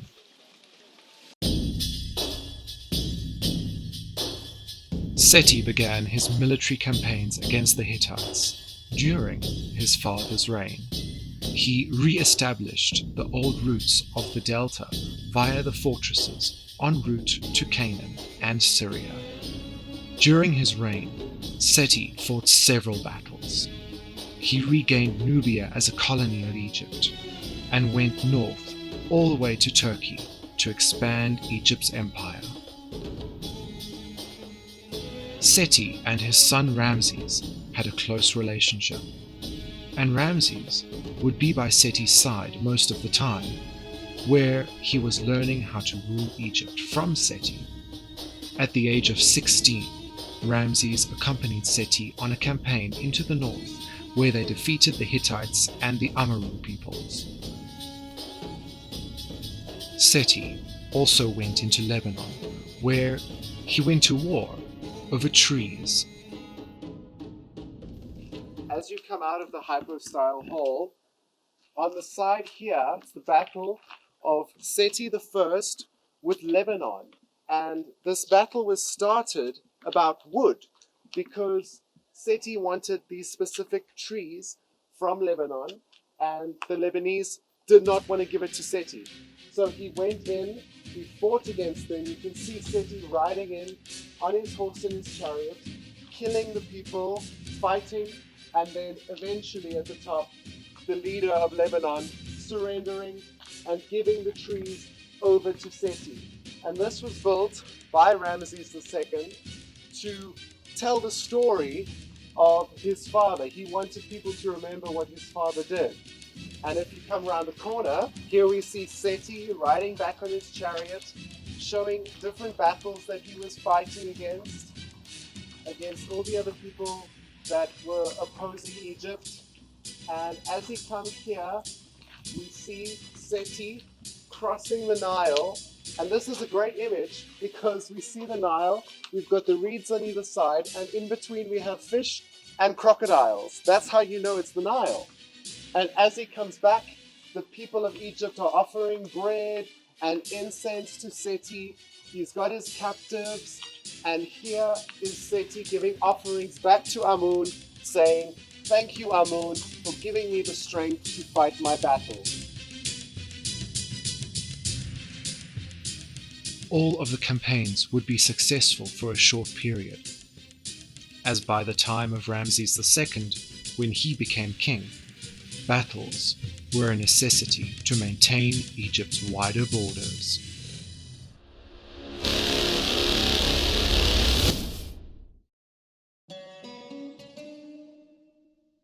Seti and his queen really instilled upon Ramses that it was extremely important to have as many heirs to the throne as possible, in order to keep the family line on the throne for as long as possible.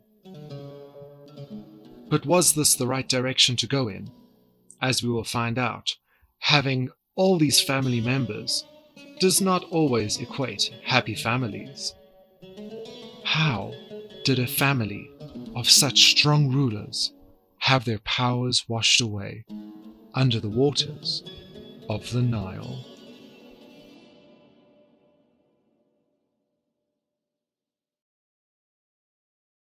In year 11 of Seti's reign, he elected Ramses II as co-regent. Thus, by the time Ramses, when he became pharaoh, he was well aware of what was required to make his rule a success. Seti began extravagant building projects throughout the land. If their legacy was in stone, it would last forever. That is actually how we know so much about this period in history. You have to remember that this is a new family, and they were not of royal birth. This could be why they had to go out of their way with war and buildings, to prove to the people of Egypt that they were worthy to be their kings and queens.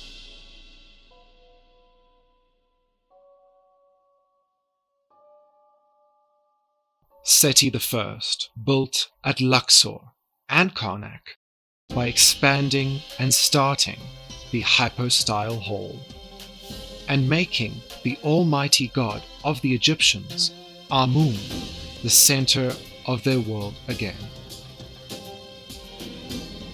He also built at Aswan, Komombo, his mortuary temple on Luxor's west bank, and buildings at almost every major site in the land.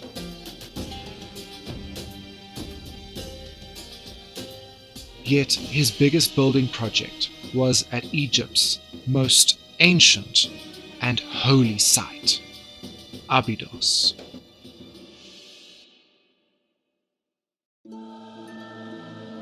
The Temple of Abydos. Here Seti showed the wealth and splendor of Egypt, and at the same time reaffirming its devotion to the gods.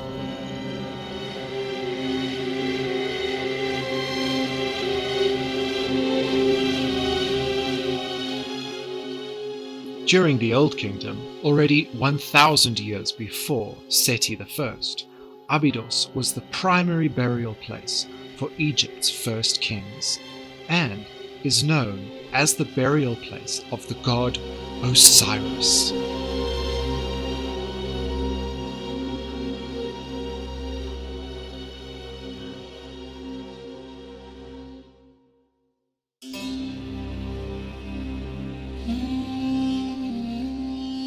Because Seti died young, around the age of 37, he did not complete his buildings. Even his own tomb, which would become the deepest tomb in the Valley of the Kings, would not be completed.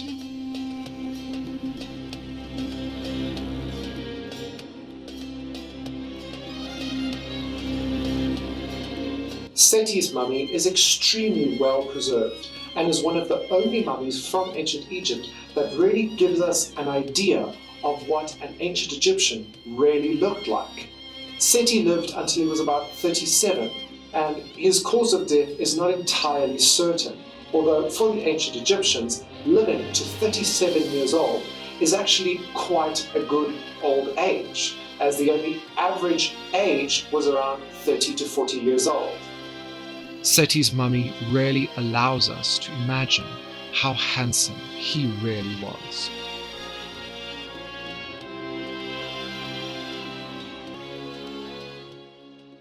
Seti I has one of the most beautifully preserved faces. He's very regal looking and looks incredible. So when he was CT scanned recently, it was discovered that he has a lot of subcutaneous packing. So this is in the face, in the neck, abdominal area, and various other parts of the body. So this is actually what creates his fantastic, realistic looking mummies. He looks amazing. When Seti died, his son, Ramses II, became pharaoh. Born in the same town as his father and grandfather, Avares, Ramses was clearly exposed to several cultures at a young age. Already well educated by his father on how to rule, Ramses became one of Egypt's best pharaohs. Ramses' mother, Muttoi, was still alive by this time. She trained Nefertari, Ramses' first and chief wife, into becoming the ultimate queen. She also made a point of teaching Ramses and Nefertari the importance of producing many heirs to the throne.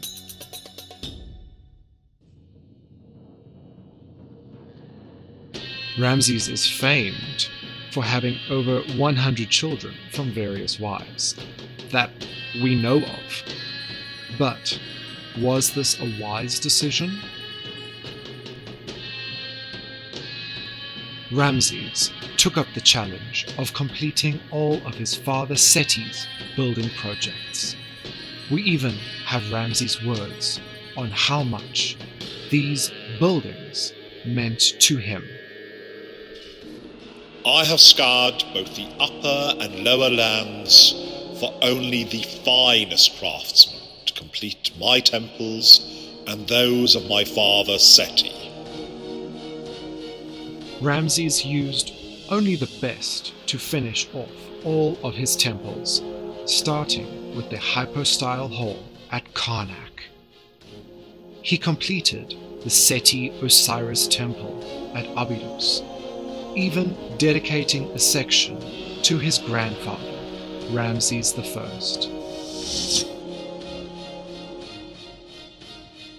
Then Ramses began his own building projects, building up and down the Nile. He built his temple next to Seti's at Abydos. And in Thebes, Ramses II built his mortuary temple, where we really get a sense of his vast family, and even a scene showing his grandfather, Ramses I, writing his name and giving it over to Ramses II, handing on his royal name.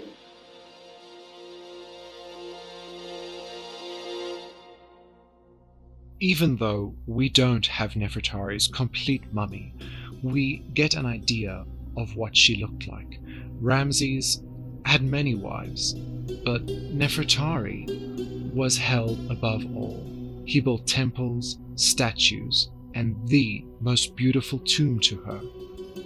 In the tomb, we have the best idea of what she looked like. We know the Egyptians drew mostly in profile, however, using a frontal view of the eye.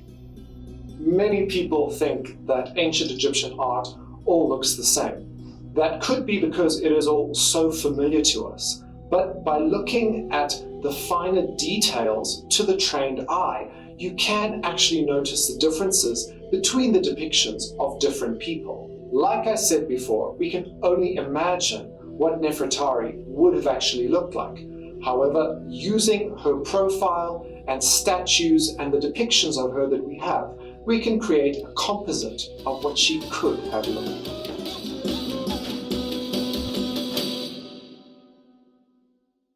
Now, from the reign of Ramesses II, we find that the color of the mummy itself changes, so that dark brown blackened appearance of earlier mummies completely disappears during the Ramesside period. We also find a huge amount of resin is used. We find that resin is used to seal the eyelids. Sometimes we find wax in the ear. We even find nasal tampons that are saturated in resin once the brain is extracted. So it's an interesting stage of mummification.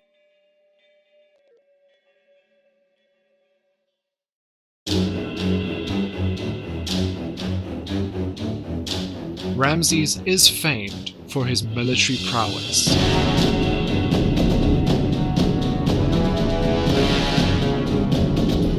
And more so for his large family, but ultimately for his long reign. We know from Nefertari's tomb that it was actually her who chose the consorts for her husband. In essence, the more wives, the more children, the more heirs to the throne. And that meant that the legacy of the Ramessides would carry on for centuries.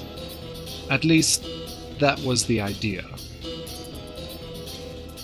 The 18th dynasty prior did not really marry out of royal bloodlines, and that was what ended their legacy. The Ramessides, being non-royal, could in fact marry people from other families, which helped their bloodline to remain stronger. Ramses II lived into his 90s. His wife Nefertari had already died earlier in his life, and their children had also passed to meet with Osiris.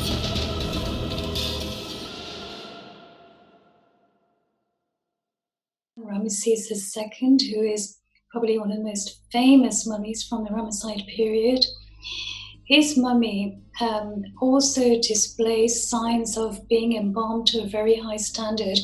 He was first studied by Graft and Elliott Smith during the early 1900s, and then in 1976 he was taken to France to undergo conservation treatment, and recently he's been CT scanned, so he's been studied extensively, so we know quite a bit about him. So what we find is that his brain has been removed and his cranial vault has been filled with molten resin. We also find that he probably died between the ages of 87 to 92. And he should have had grey hair, but his hair's actually been dyed sort of a reddish blonde. Now, it was initially thought that this could be the result of mummification, whereby the natron has dyed his hair blonde. But a study was conducted by Egyptologist Janet Davey, and she found that natron, even mixed with henna, cannot dye the hair blonde. So it couldn't have been because of the mummification process. So it could be that the embalmers dyed his hair deliberately to make him look youthful for the afterlife. Everybody wants to look their best in the afterlife. It could even be that Ramesses himself was dyeing his hair during his own lifetime. It's difficult to say, but we do see other mummies from the New Kingdom period with this fabulous blonde hair. So who knows, maybe it was just a colour fashion at that time. But we do know that Ramesses himself, his natural hair was red. Before it went grey, it was red.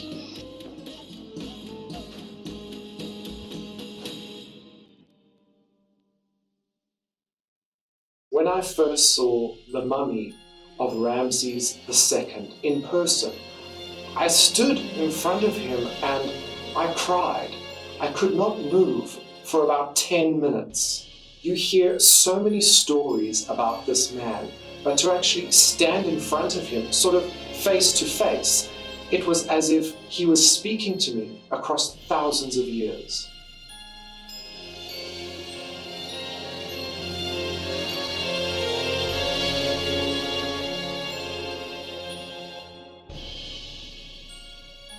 And the strange thing is, there are so many men in Egypt that bear a striking resemblance to Ramses the Great. We have to remember he lived into his 90s and did age. We all age.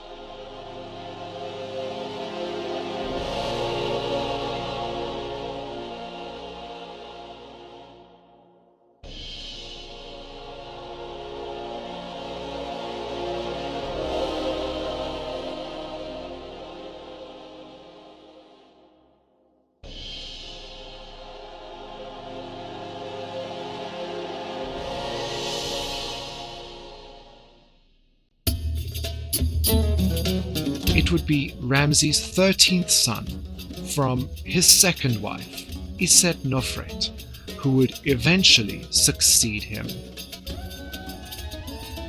Merenptah, the fourth pharaoh of the 19th dynasty. During his father's life, he became the overseer of the army and was ultimately named as Ramses' successor in year 55 of Ramses' reign. Merenptah was trained by Ramses and probably fought in battle with Ramses at least once. He was probably around 60 years old when he became pharaoh. In his 5th year, Merenptah went to battle against the Sea Peoples, who had formed an alliance with the Libyans. This battle was a success for the Egyptians, who were able to keep their enemies at bay. He was married to his probable full sister, named after their mother, Nofret. They had a son, Seti II, and a daughter named Tawosret. It is believed that Merenptah was married to Takhat, and they had a son who would cause many internal family issues, named Amun-adris. Merenptah did build and erect statues, but nothing on the scale of Ramses the Great. He is known to have a well-decorated mortuary temple between the Ramesseum and the temple of Amenhotep III. However, today it lies in complete ruin. Merenptah died in his 70s and was buried in a large and lavishly decorated tomb, based on a similar design to his father Ramses II and his grandfather Seti I. In the tomb, the full glory of the dynasty is evident, with Merenptah at the center, with the gods. In only a few short years, their dynasty would encounter a sharp decline, not because of war or economic problems, but because of family jealousy. Merenptah's mummy is quite unique, the paint being applied to his face, particularly the eyeliner and eyebrows, which give us an indication of what the pharaoh actually looked like. Around his neck is a thin chain with what appears to be gold coins. He probably received this from Greece and chose to be buried with it as a reminder of his and his father's good relations with the Greeks. Unlike his father, Ramses, and his grandfather, Seti, Merenptah does not appear to have had red hair.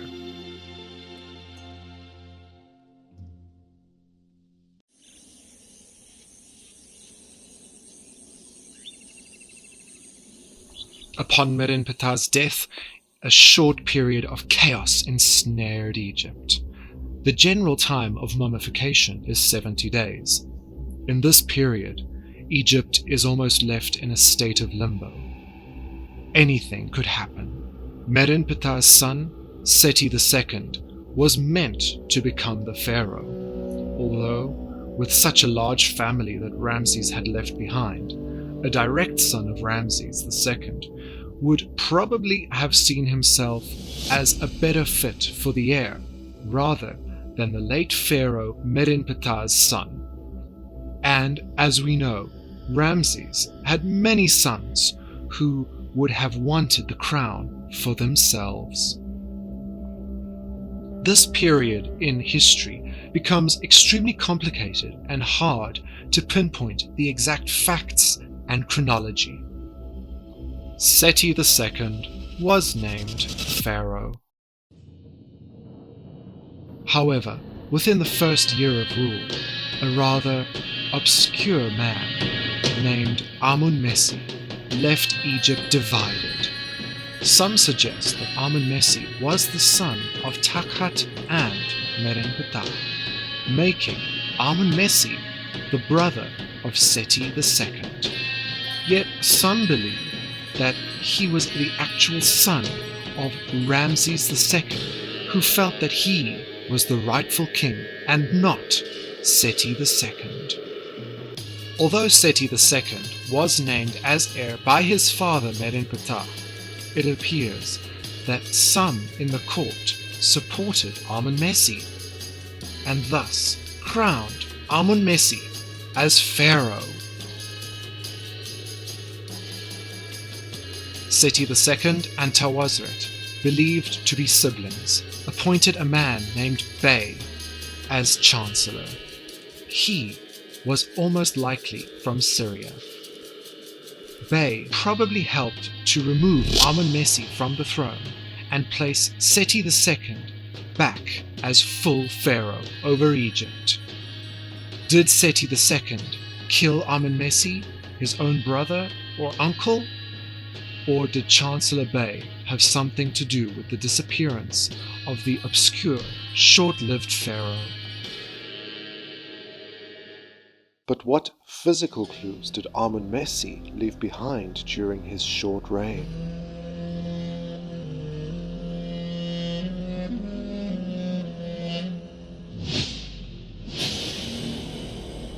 The statue of, according to the cartouches, belonged to Seti II, but originally it was by Amun-adris.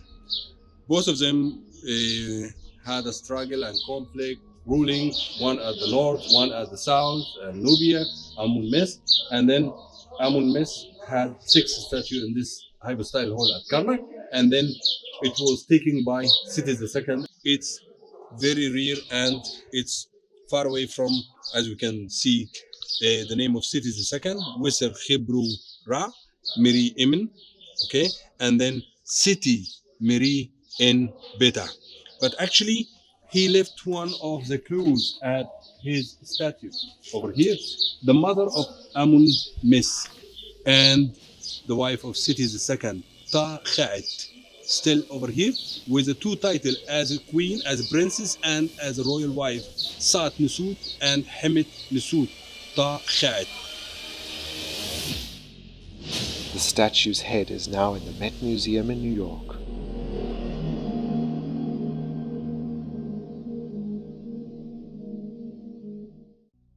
We all know that families can have feuds and fights.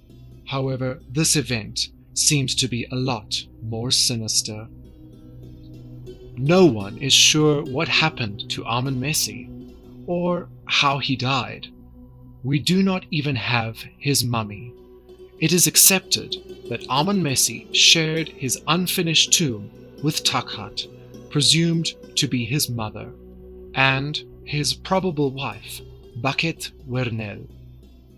In his 6 years of being pharaoh, Seti II then made his move to remove all traces of Amun-adris, a foul reminder of his unfortunate reign.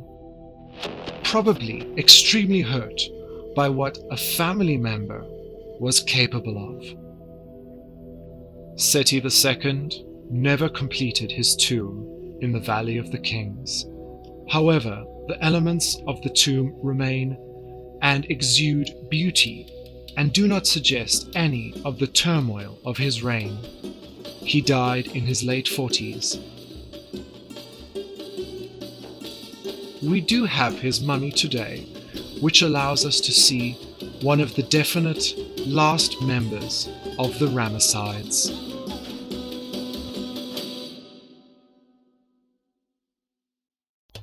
Although there were still many members of Ramses II's family left to claim pharaohship, it appears that Chancellor Bey was determined to help keep the line of Seti II on the throne, and thus had made provisions to have a young boy named Siptah, a son of Seti II from a minor wife, to be crowned as pharaoh. Siptah was too young to be a real pharaoh to a now failing Egypt. Someone older and more experienced was needed to help Siptah rule and maintain order against the ever-approaching enemies who had focused in on Egypt's increasing weakness. Tawosret, the wife and sister of Seti II, took the role of co-regent. It was not uncommon for a mother or even a stepmother to step in for a young pharaoh to help rule and make decisions. Hatshepsut, the stepmother of Thutmose III, stepped in for her young stepson, and finally she was named as full pharaoh, leading Egypt through some of its most precious times. Although Thutmose was a healthy, young man who could control the military around 300 years before Tawosret and Siptah, Tawosret did not have the security to lean back on. Siptah was a very ill young boy who did not do much. She had to be in complete control. However, did Tawosret want to be more than just a co-regent? It does appear that the Chancellor Bey did make an attempt to take the throne. However, this was stopped by Tawosret. An ostraca found at Deir al-Medina tells us that Bey was executed in year 5 of Siptah's reign. Why would he have been executed unless he had done something that went directly against the state? The ostraca suggests he was executed directly on orders of the pharaoh. On this day, the scribe of the tomb, Pabasa, came announcing, "Pharaoh has killed the great enemy, Bey."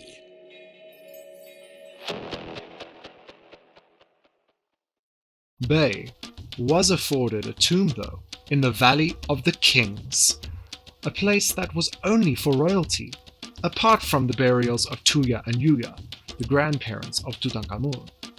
Clearly, Siptah was indeed grateful to Bey for helping to secure his place on the throne, and thus awarded him a tomb, a great honor and a sure fast track to the afterlife.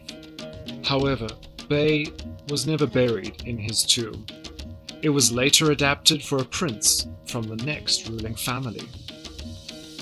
Only 2 short years after the execution of Bey, Siptah's health became rapidly poorer, and he eventually died around the age of 20. Siptah's mummy is presumed to have been found in a mummy cache, and if the records of his age and health suggest, the mummy of the young man with deformed legs matches that of Siptah. Siptah's mummy even matches the resemblances of the family of Ramses II, even having light, wavy reddish blonde hair. Siptah's mummy was studied again by Grafton Elliot Smith. Smith, he studied a lot of mummies. He carried out a lot of autopsies. What he found with Siptah, he found shortening of one of his legs, and he also found gross deformity in his ankle. So having looked at this, Smith thought that perhaps he'd suffered from poliomyelitis. The only problem with this diagnosis is that the presence of poliomyelitis in ancient Egypt is still inconclusive, so we're not sure.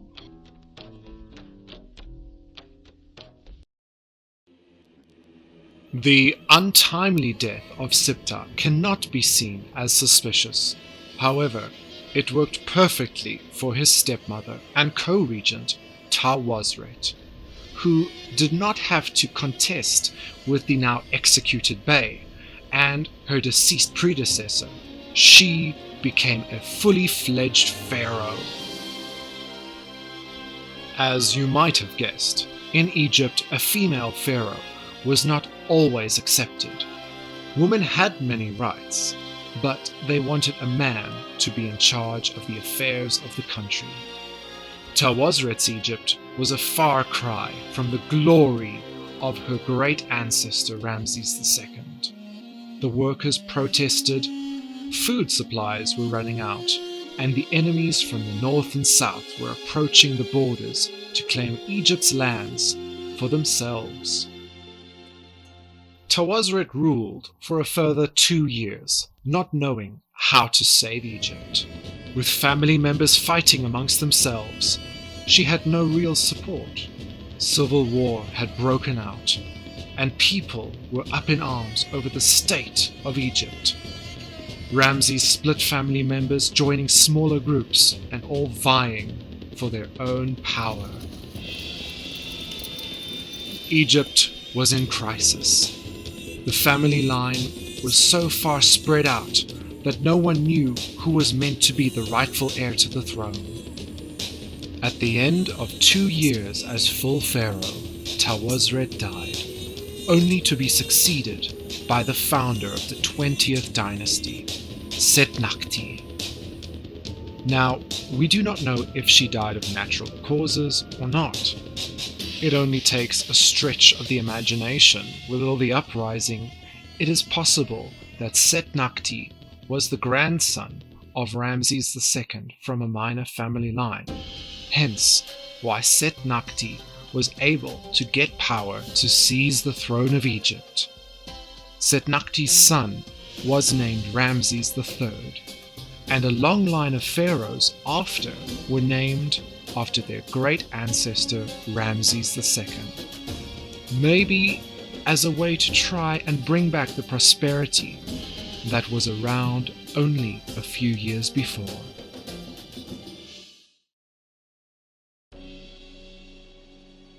Tawosret had her own tomb prepared, an extremely beautifully decorated tomb, which she had extended from a tomb started by Seti II. However, she was not laid to rest in the tomb. Setnakti claimed the tomb for himself and altered many of the scenes showing himself, rather than the female pharaoh who had preceded him. Tawosret's presumed mummy was found in a cache along with Siptah. She was found with many pieces of exquisite jewelry, rings, necklaces, bracelets, and diadems, all bearing her family members' names, such as Ramesses II, Seti II, Siptah, and herself. A silver bracelet was found with the mummy, with a beautiful scene showing Tawosret and Seti II enjoying wine together. The mummy, presumed to be Tawosret, really indicates the beauty of a queen, with her auburn hair curled into ringlets and what appears to be the indication that she had been wearing a tight cloth that was wrapped around her head that would have been worn under her crown. Is this the face of the final pharaoh of the Ramesside family? A female pharaoh fallen from grace, cut down out of pure jealousy. Tawosret.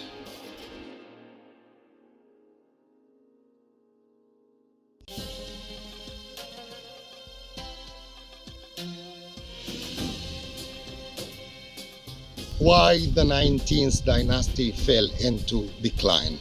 We have external causes for that.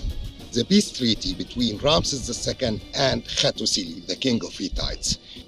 After Ramesses II passed away, the problems started.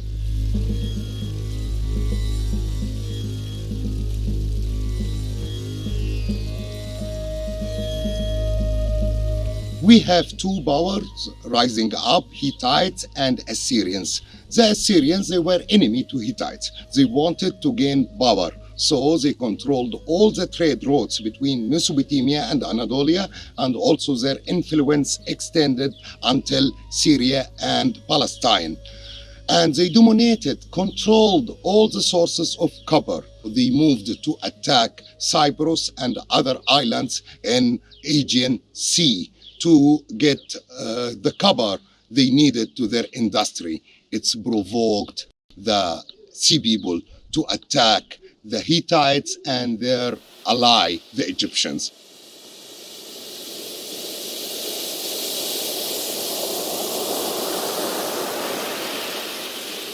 So they attacked all the commercial ports in the Mediterranean Sea. They attacked the north coast of Egypt and also the eastern coast.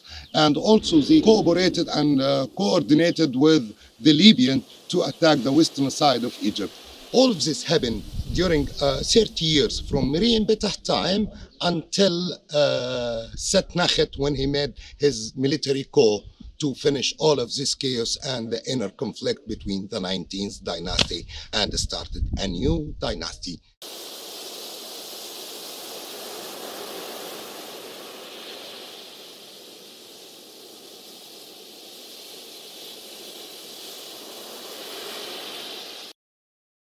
During the end of the Ramesside period, we find that the economy is not doing so well. People are struggling. So this results in a surge of tomb robberies. So when the royal tombs are inspected by priests from dynasties 21 and 22, they find that the royal mummies have been put out of their coffins and have been sort of tossed aside, and they're in pretty bad condition.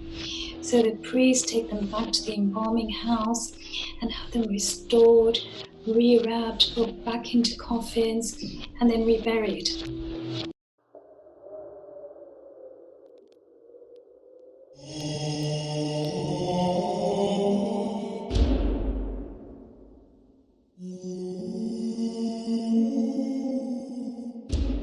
The 19th dynasty, a family line of rulers that started out from non-royal beginnings, raising Egypt to its ultimate zenith, was over-planning Ramses the Great's family to expand their own legacy too grand that the aim to not end up like Tutankhamun with no heirs, pushing them to produce as many children as possible, the exact reason that their own family turned on themselves. Ramses I, Seti I, Ramses II, Merenptah, Seti II, Siptah, and Tawosret. These are the faces of the rise and fall of the great family of Egypt.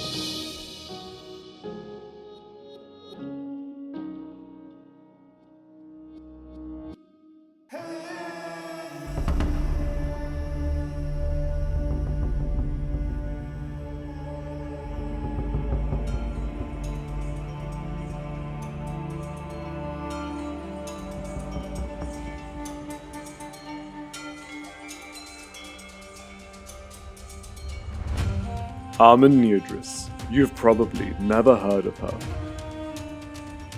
She ruled over the ancient Egyptian city of Thebes. She held one of the highest titles a woman of her time could wield. Yet, if you thought that this enigmatic figure comes from ancient Egypt, you'd be wrong. Amenirdis comes from a period in history when native Egyptians had been conquered by their enemies to the south, the Nubians. Egypt was vulnerable. It was probably at its weakest point in all history.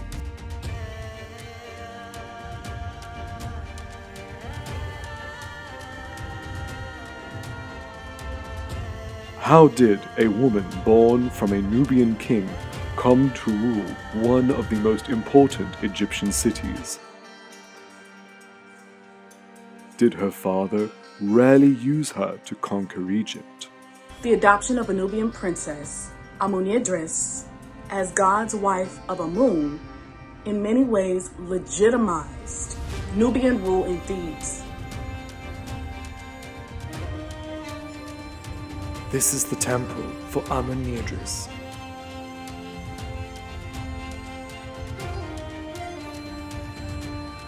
I like to think about Amenirdis in this way, as a woman, as someone who has a sense of devotion to the gods and goddesses.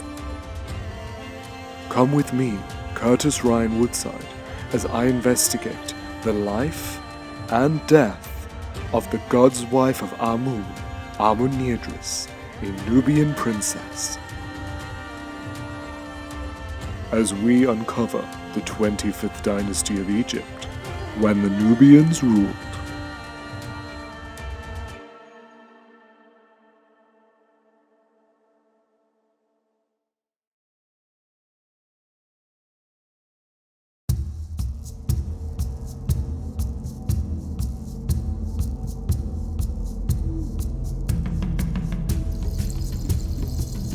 The year was 1077 BC. A pharaoh has died.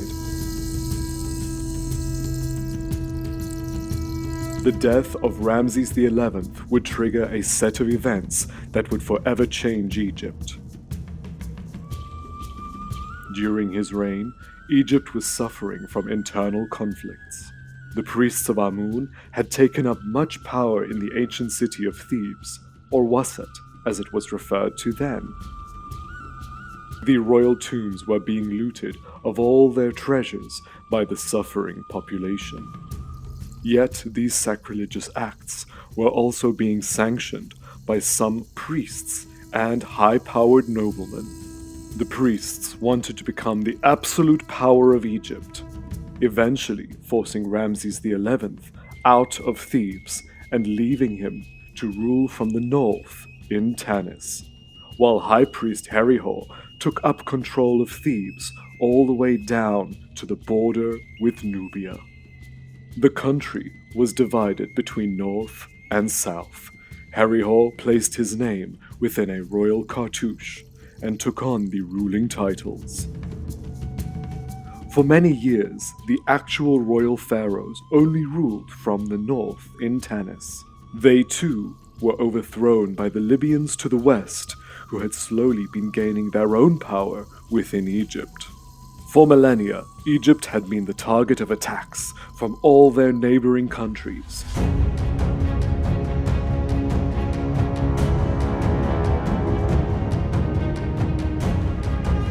Great pharaohs like Thutmose III and Ramses were able to keep these invaders at bay, while also expanding Egypt's empire from now Sudan to Turkey.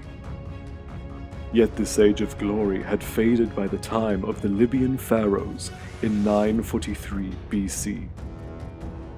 Around this time, Libyan pharaoh Shoshank was ruling from Tanis in Egypt and trying to maintain civil relations with the ruling priests in Thebes who were still native Egyptians. Deep down in Nubia in 750 BC, a young girl was born.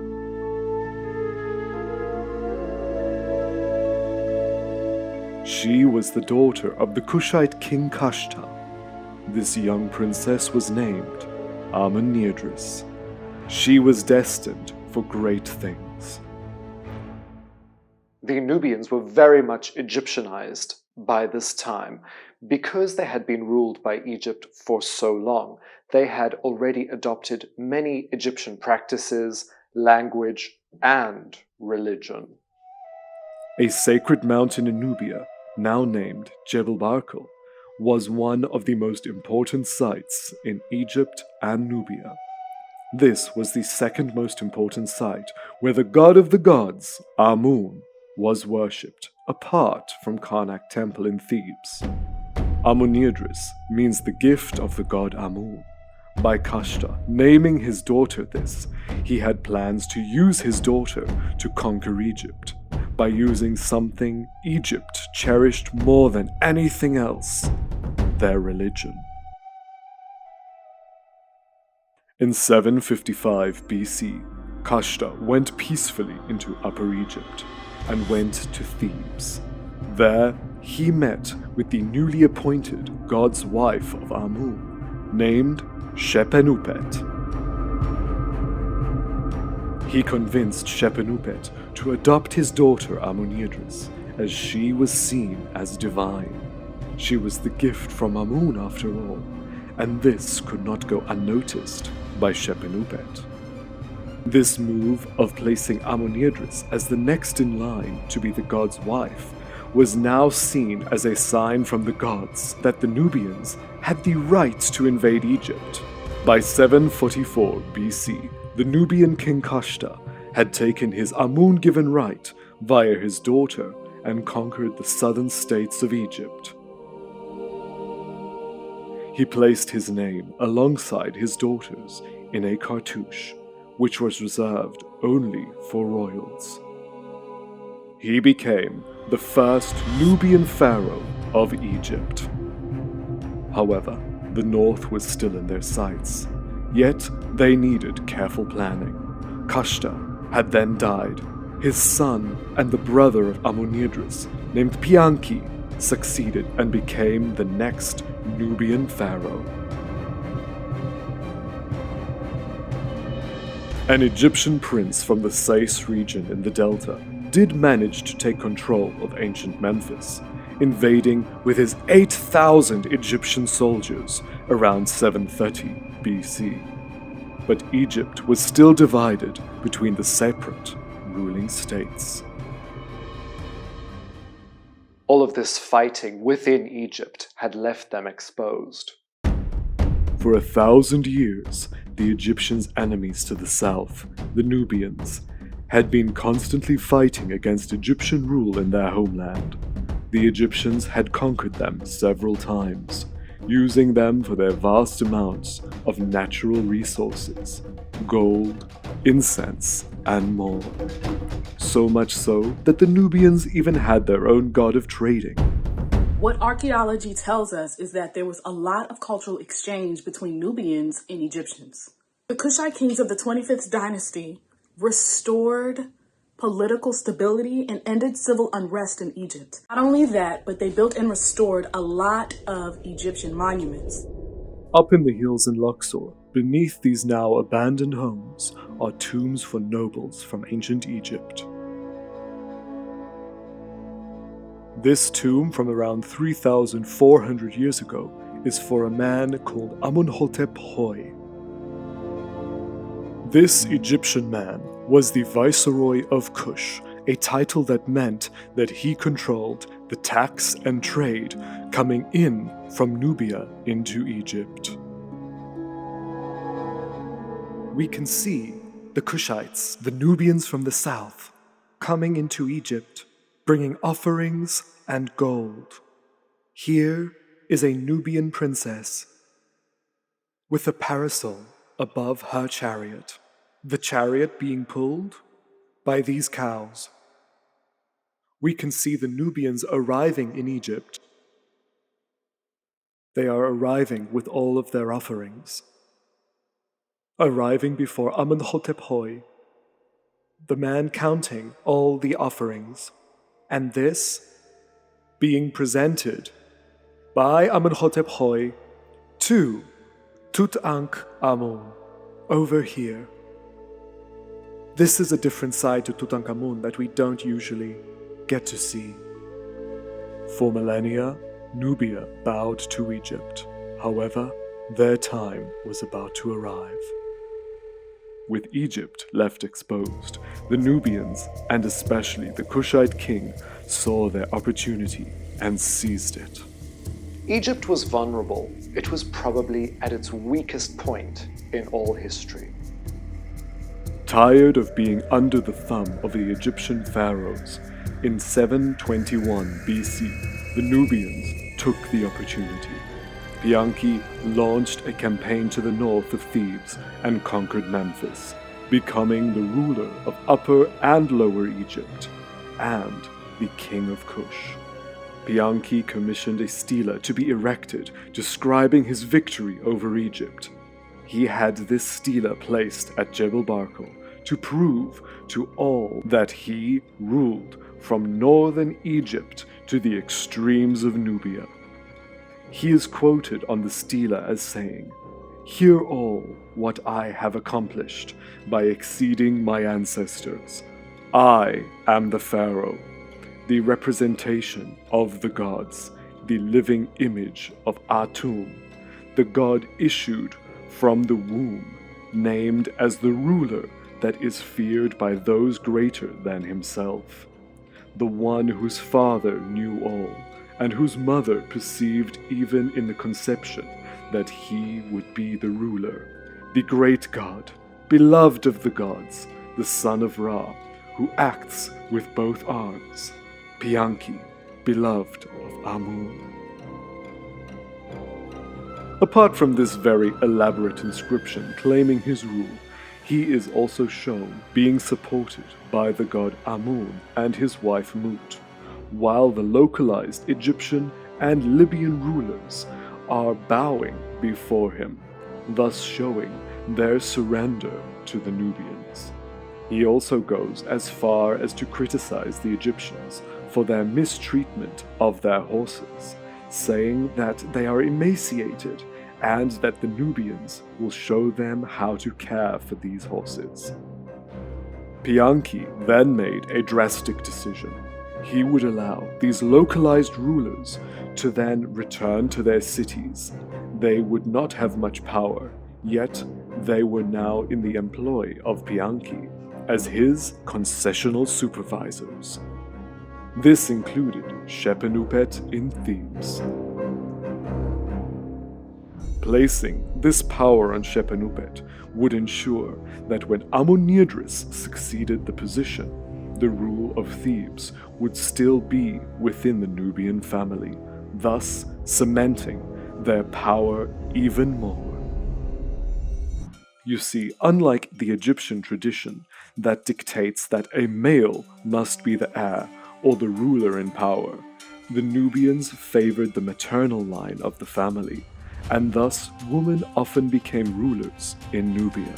Shortly before the Nubian invasion, male priests in Thebes had been in control for quite a while of their religion. They had become more powerful than the pharaoh. A northern pharaoh made sure that his daughter would come to hold a high title in Thebes. She was a priestess, known as the god's wife. The title of the god's wife meant that you were spiritually married to Amun, a task that was generally appointed to the wife of a pharaoh in Egypt's new kingdom. This daughter, who was appointed god's wife of Amun in Thebes, was none other than Amenirdis' adoptive mother, Shepenupet. Holding the role of god's wife, she was to perform certain daily rituals to appease the gods. She was on the same level as the high priest of Amun. However, something was about to change all of that. She set about to change thousands of years of tradition. Shepenupet must have been a strong-willed woman, as she then garnered up enough support in Thebes to become more important than the male high priest. With Egypt being in its own chaos, Shepenupet then claimed Amun had appointed her the lord of Upper and Lower Egypt, a bold claim that had never been heard of before. She is shown at Karnak and on many of her statues with these titles, as well as her own birth and new throne name in a cartouche. Shepenupet may not have really controlled the north, as her title claims, as we know other so-called pharaohs who also ruled. However, it was enough for her to maintain a female line of the rule in Thebes.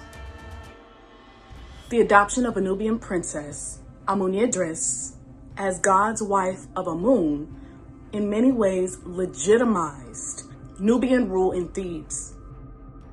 God's wife was a position that worked as a mediator between the king and God. It's also a position that held a lot of power, including controlling the economic resources at the temple of Amun in Thebes.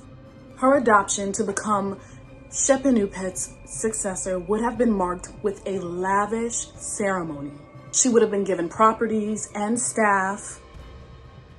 Adopting Amenirdis, the gift of Amun, was not only benefiting the Nubians' claims to the throne, but also Shepenupet. If she was seen as the mother of Amenirdis, it meant that Amun did truly choose her to rule Thebes, and of course, the god's wife was the earthly manifestation of the goddess Mut, the wife of Amun.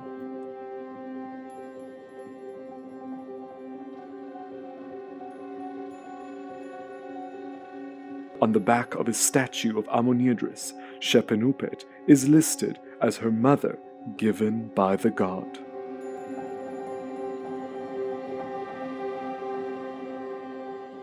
Shepenupet does seem a little shy to fully throw her titles around.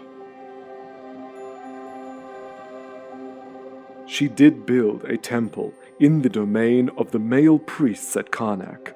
However, the small temple was built far away from the main temple.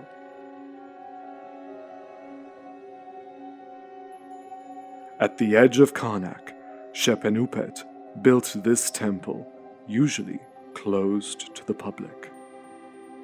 Although small, the images make a large statement. Here Shepenupet shows herself as the god's wife, yet she is holding the flail, a kingly implement, as well as the double cobra on her brow, again a male symbol of kingship. The carvings are done in Egyptian style, yet they are Nubianized. In her temple, she also names Amenirdis as her successor.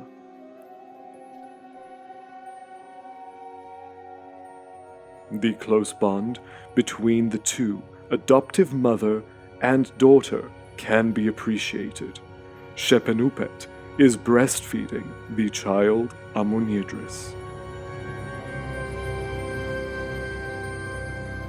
A very unique statue of the god of gods, Amun, can tell us about the status of Amenirdis. Sitting on the lap of Amun, being supported by him, is Amenirdis. No other woman, man, pharaoh, nor queen, apart from Amenhotep III, have ever been shown on the lap of Amun. This is so significant. It shows that Amenirdis has the closest relationship with Amun than anyone else. Although this faience statue is only a few centimeters tall, the glyphs are even more impressive. The glyphs on the side of this statue read out Chemet Neter, Sa'at Neter, Meri Amun, Amenirdis, which translates to the god's wife, the beloved daughter of Amun, Amenirdis.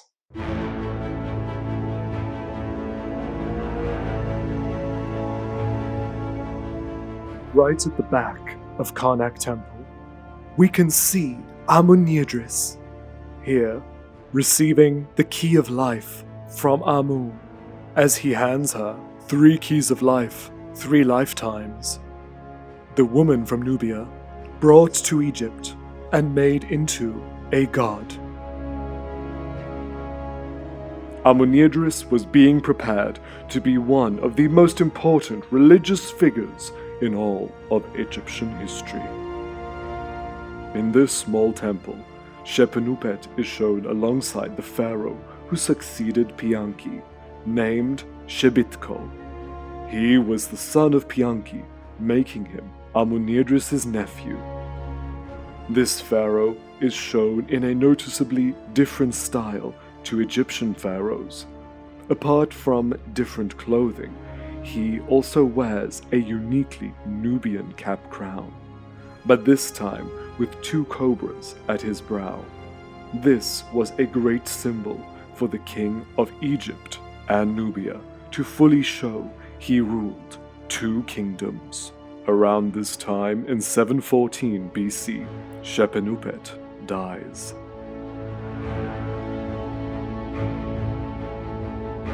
No tomb or mortuary temple for her has ever been found, yet she is shown in the temple of Amenirdis on the Theban West Bank, in the grounds of Medinet Habu in Luxor. In a side chamber, we can see that Amenirdis has now succeeded to the title of God's wife. She has an elaborate crowning ceremony, for now she was married to Amun, but also the ruler of Thebes. At the Cairo home of an early 20th century Irishman named Geir Anderson, amongst his vast curated collection of Egyptian artifacts, is a piece that shows Amenirdis at Karnak, joining with Amun. In the Geir Anderson Museum is a beautiful plaque from Karnak Temple of Amenirdis being embraced by Amun. This is when she became the god's wife.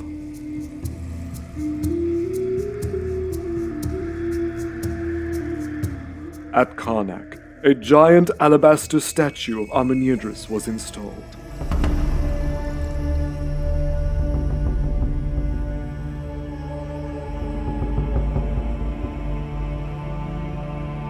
This sublime statue shows her virtually nude apart from a transparent skirt.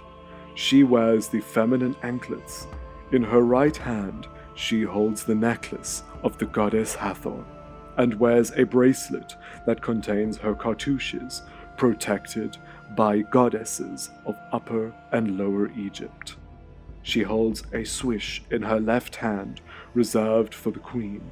Around her neck, she also wears an amulet of Amun.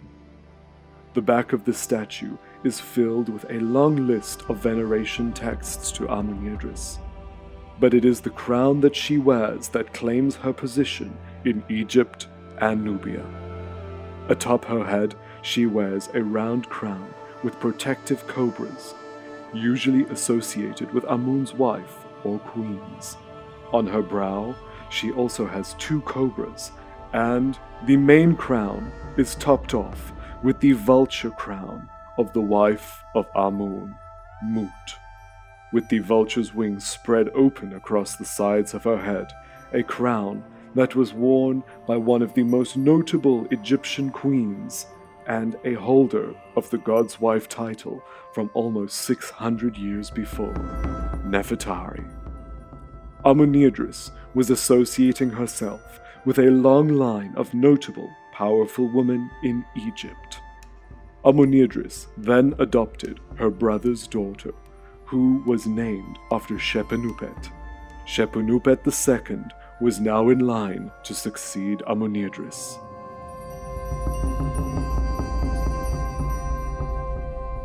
The deceased Shepenupet is shown leading the sacred bulls to the god of the afterlife, Osiris, and on the other wall, the lineage is clear. The late Shepenupet is shown on a platform, facing Amenirdis, with Shepenupet II behind, making offerings for the spirit of the former god's wife. Now, as god's wife and ruler of Thebes, Amenirdis would be tantamount to a pharaoh. The role of the god's wife of Amun was very important in ancient Egypt, not only politically, in so much as she had lots of property, she had money, but she also was very important in the daily, like the taxing and the political decisions and these types of things. It was also very important role for her to have religiously and within the temples. Amenirdis would also have been trained in depth on some of the other rituals that were very important to the keeping of Ma'at throughout the land. One of these was a kind of an execration type of a ritual in which the serpent Apep, who was always after the sun god Ra. When he would ride in his boat through the hours of the night, he was always trying to take Ra out so that time would stop. And every morning Ra would somehow overcome him with the help of various gods and goddesses who were on the boat with him, and he would rise once again. And so there was a very special ritual called the overcoming or the overthrowing of Apep. And part of the ritual was that they would create these little wax figurines of the serpent Apep. And that was so that during the ritual, at various parts, that this serpent could be cut with a knife, this serpent could be spat upon, stomped upon, and even set on fire to keep away this element of chaos in the land of Egypt. And this is something that Amenirdis would have taken part in, is to make sure that Apep was completely taken out so that Ra could successfully make it through the hours of the night and rise once again in the morning.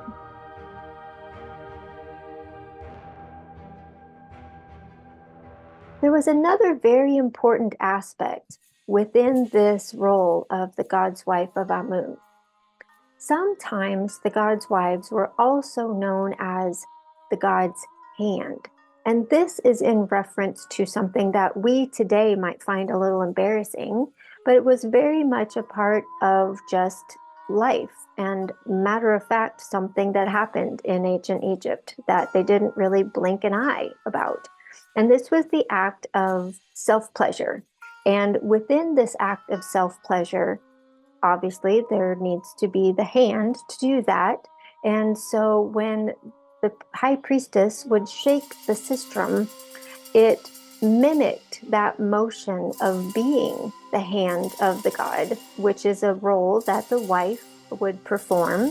And then within this act, it brings to life all of these elements of creative abilities and gifts and potential that the god would have.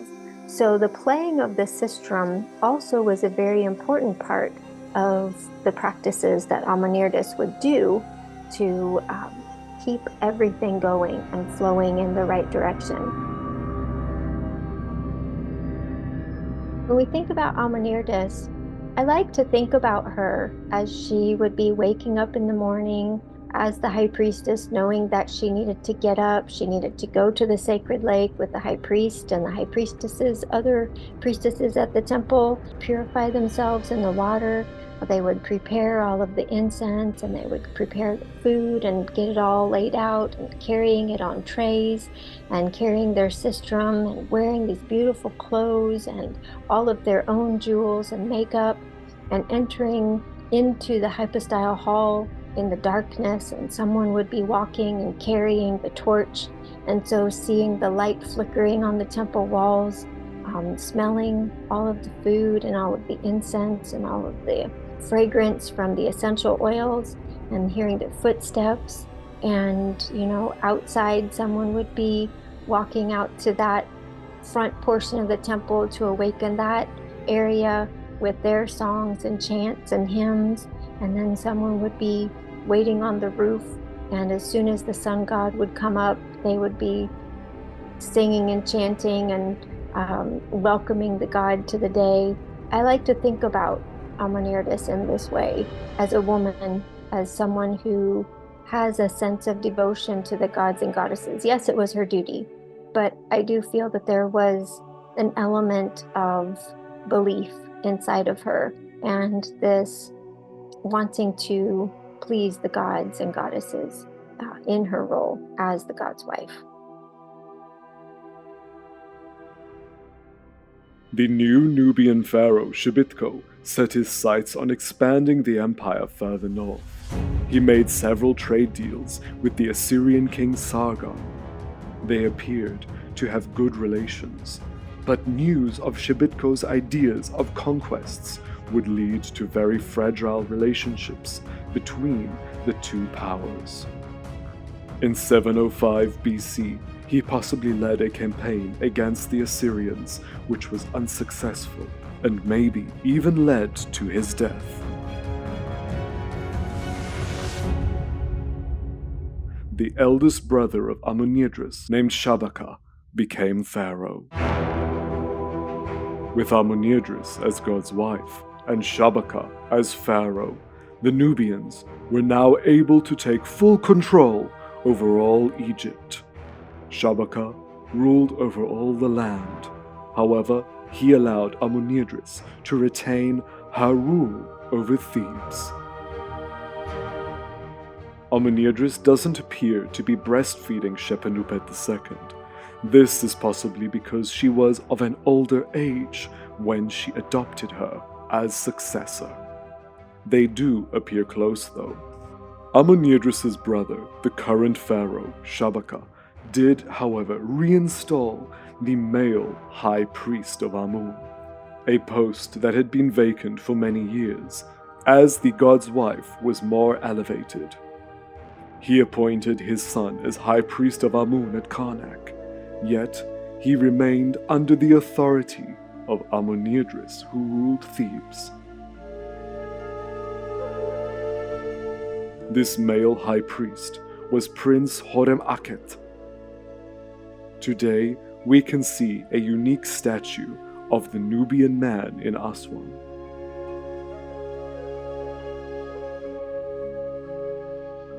This statue is of a Nubian high priest. His name is Hor Awebra. And Hor Awebra is actually the name of the great Sphinx of Giza. So it's very interesting that he took the same name of Hor Awebra, the horizon of Horus. He's a high priest from Nubia, and he's the only person that we have shown with an ankh necklace around his neck. The only person in the whole of Egyptian statuary. He was shown unique. His statue states, King Shabaka's beloved son, director of the palace of the king of Upper and Lower Egypt, Hor Awebra, may he live for eternity. Pharaoh Shabaka did manage to defend Egypt from the Assyrian invasion, but this would cause major issues for the pharaoh who would succeed him. Amenirdis was training her niece, Shepenupet II, to take the role of God's wife. She was also overseeing the works done by High Priest Hor Awebra, as well as appointing an Egyptian nobleman as the new mayor of Thebes as a way to keep the native Egyptian population happy. His name was Amunemhat, and he would play a pivotal role in Egyptian politics, as he wanted the land back under Egyptian rule, as is evident from his lavish tomb at Asasith. In the year 700 BC, Amenirdis sadly died. Being the goddess Mut on earth, she was deified. Again, breaking from tradition, Amenirdis had commissioned a mortuary temple that also served as her tomb. Upon her death, she would have been entombed at Ramesses III's temple instead of in the royal cemetery in Nubia. And like the god's wife before her, she would have been able to choose her own successor. Her temple was built in the grounds of the temple of Ramesses III at Medinet Habu.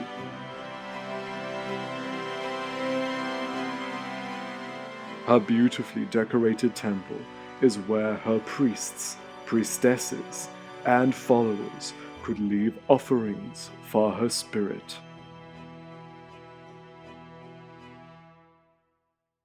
This is the temple for Amenirdis. You can see her repeated several times.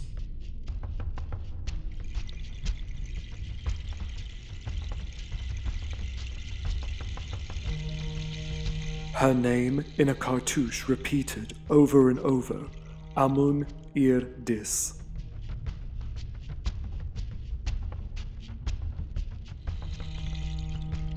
The the god's wife, shown here Amenirdis, as Mut repeated on either side.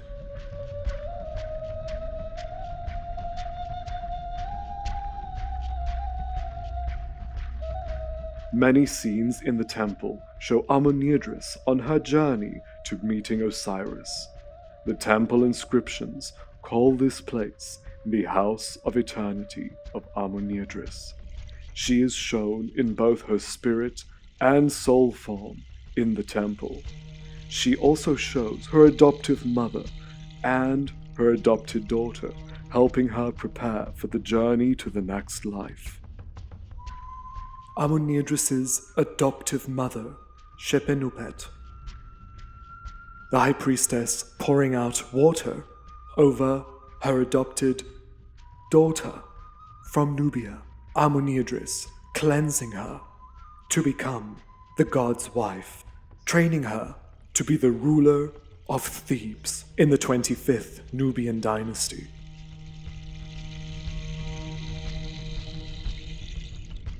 Yet harking back to a tradition by the god's wife and pharaoh Hatshepsut, but embracing elements of Sobekneferu, Amenirdis makes a bold statement.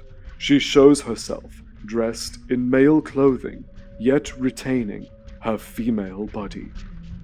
This was to demonstrate that she was as powerful as an Egyptian king, yet at the same time she was a noble Nubian woman. On this same scene, she is accompanied by the god of wisdom, Thoth, and the leader of the dead, Anubis.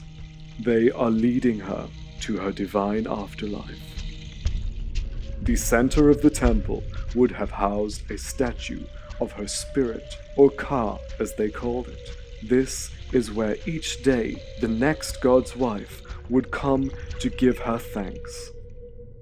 But this house of eternity contains no burial chamber. The outside of the temple may provide clues. She was in fact buried under her temple.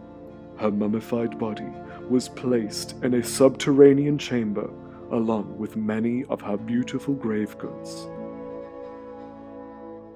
Today, Amenirdis' body and artifacts are housed at the Vatican. Her elaborate burial tells us that she was buried in Egyptian tradition. Her mummy was placed inside a set of nested wooden coffins, each in the stylized form of Amenirdis. It is clear that the burial equipment was made by the Egyptian craftsmen, as they have not strayed from their style and not depicted Amenirdis as a Nubian woman. Her exquisite outermost coffin shows Amenirdis wearing the vulture crown of Mut and is covered in scenes showing the resurrection of the god's wife to the next world. Her tomb contains several wooden statues of the gods, one of Osiris, Ptah-Sokar, two of the black jackal god Anubis, as well as the divine sisters Isis and Nephthys, who have their one hand raised and are mourning for the loss of Amenirdis. She, of course, had a box filled with figures of servants for the afterlife, and also her 4 alabaster canopic jars, which contained her mummified organs. Yet, the most precious item in the tomb was the body of Amenirdis herself.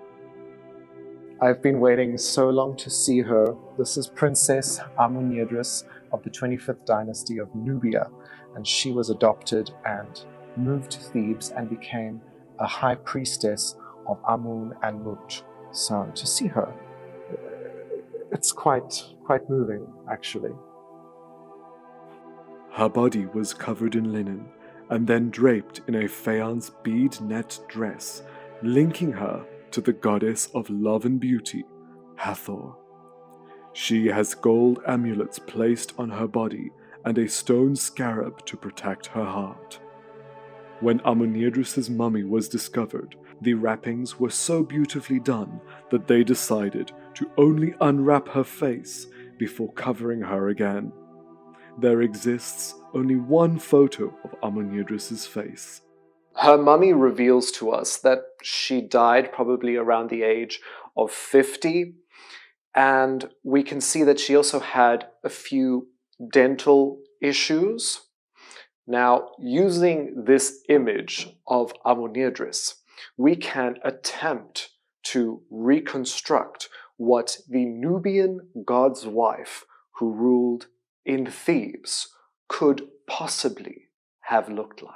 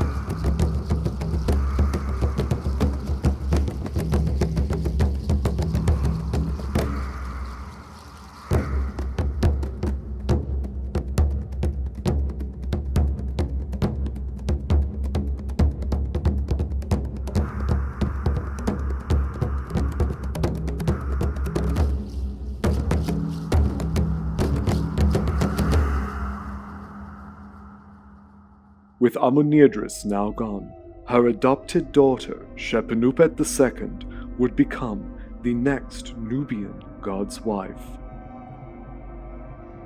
In 690 BC, Pharaoh Sobekneferu also died.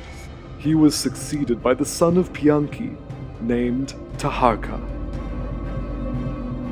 Taharqa is probably the most prolific of all the Nubian pharaohs in Egypt. During his reign, he donated much gold to Amun-adris temple. This hallway in Karnak had these beautiful columns that were erected by a Nubian pharaoh named Taharqa. This expansion had to be approved by the god's wife, Shepenupet II. However, all that remains now of Taharqa's monuments is this one giant pillar. Taharqa had a daughter. He named her after Amenirdis. Amenirdis II was also adopted by Shepenupet II and named as the heiress to the god's wife title. Shepenupet II did not raise Amenirdis II in the same way Amenirdis I was raised by Shepenupet I. Rather, there was a wet nurse named Tawosret who would be the one who raises Amenirdis II. The nurse's tomb treasures can now be found in the Egyptian Museum in Florence, Italy. Tawosret, the nanny of the daughter of Pharaoh Taharqa. She looked after Amenirdis.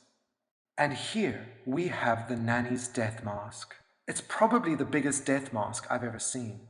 It is absolutely enormous.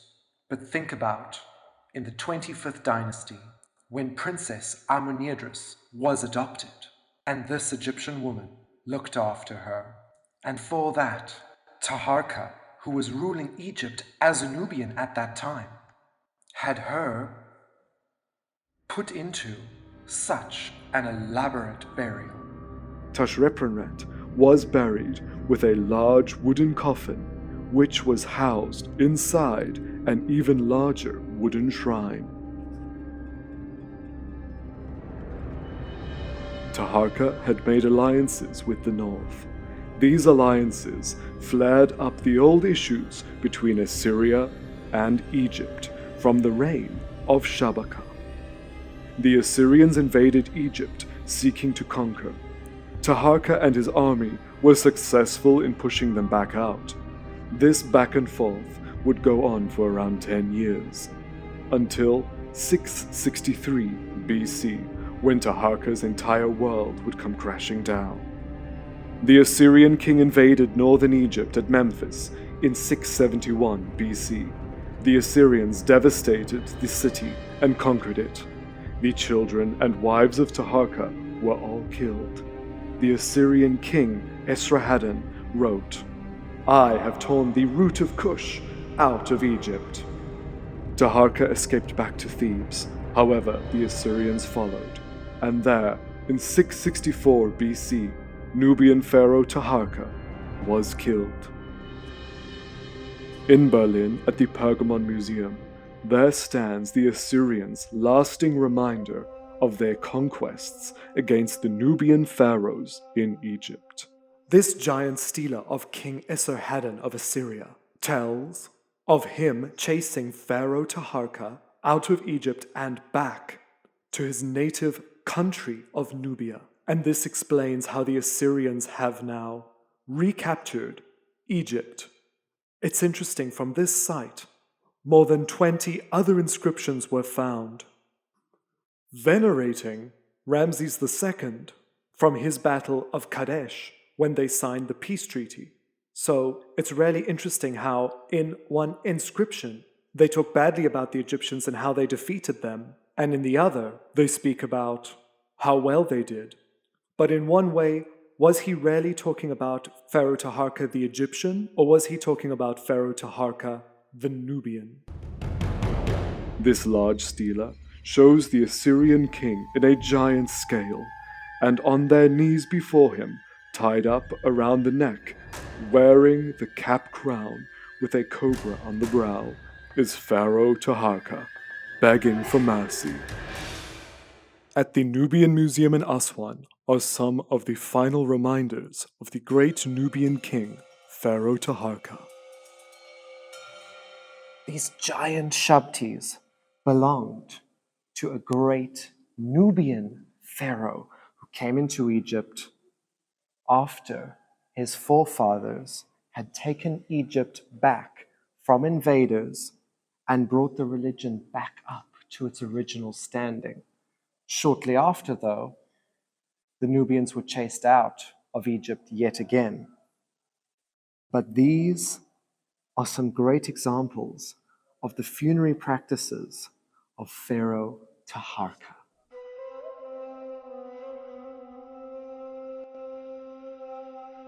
In Belgium, at the Art and History Museum, I've come to see a mummy of what could possibly be Taharqa's son. This mummy is of a very, very young boy. He is from the 25th dynasty, which means he's actually Nubian when the Nubians invaded Egypt and they ruled. So this little boy is most likely a Nubian prince. And we can tell he's royal from the arms that are crossed in the Osiris pose. That was generally reserved for royals. But also the quality of his burial. He's covered with very thick resin. He's got packing in his stomach to fill out the body. So when you are dried out, you don't, suck in. He's quite incredible to look at. And he's got this beautiful little anthropoid coffin. And it's got the Osiris beard with the curve on the end. There are no visible names because it's been varnished with some sort of resin, so we can't really see the names underneath. But this young boy, you could just imagine, he was a prince of a Nubian king.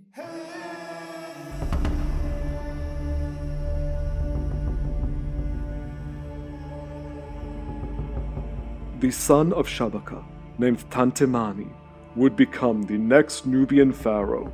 Although he began his reign down in Nubia, Tantemani made his advances back into Egypt to reclaim it from the Assyrians in 665 BC.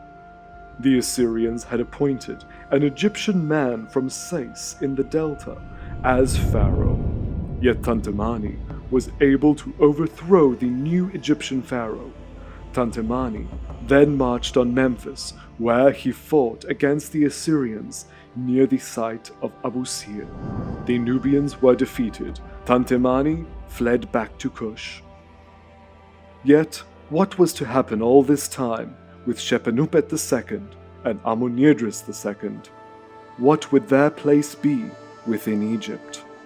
The last Egyptian kings in Sais, during the Assyrian occupation, had instigated a power agreement with Shepenupet II and the Egyptian nobleman, the mayor of Thebes, Amunemhat. Because the god's wife and her named successor were Nubian, the Egyptians now wanted them out of power. However, they could not kill the god's wife, nor her adopted daughter. This would be going against the will of the gods. So how would the Egyptians now take back power? They were already aided by the Assyrians to chase the Nubians out, and the Assyrians were happy to see a new pharaoh ruling over a reunified Egypt, thus ending the 25th dynasty. The Nubian dynasty. Their rule in Egypt was only less than 100 years. In 663 BC, the Saite Egyptian king Psamtik was named as Pharaoh of Egypt. Between Psamtik and Mayor Amunemhat, they compelled Amenirdis II to adopt Psamtik's daughter, Nitocris, as the heiress to the role of the god's wife. By doing this, they were using the religion as a way to gain back full Egyptian power over Thebes. Shepenupet II died in 650 BC. Amenirdis II became the next god's wife and would be training Nitocris to become her heir. Amenirdis II died in 640 BC. Nitocris became the next god's wife, securing full native Egyptian control back in Egypt. Only 2 more women would become god's wives before the title was abolished. Shortly into the reign of Psamtik, the images of Nubian kings in Egypt would be erased, their temples torn down, and even the victory stela of Pianki over Egypt has the Nubian king's image removed. Egypt was claiming back its history, trying to forget about these few years of foreign occupation. Yet, we do have one last glimpse into the lives of Shepenupet II and Amenirdis II. At the burial sites of Asasif in Thebes, a man who was closest to 3 gods' wives reveals more.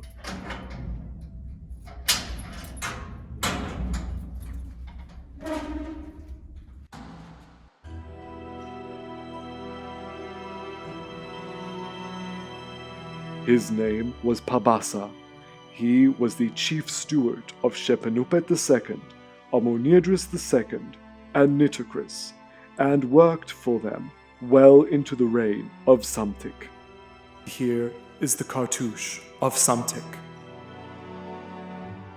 His unique tomb rarely demonstrates the mix of Egyptian and Nubian culture, as well as the politics at the time. His tomb also shows us much of the funeral happening, as well as the offerings brought to him.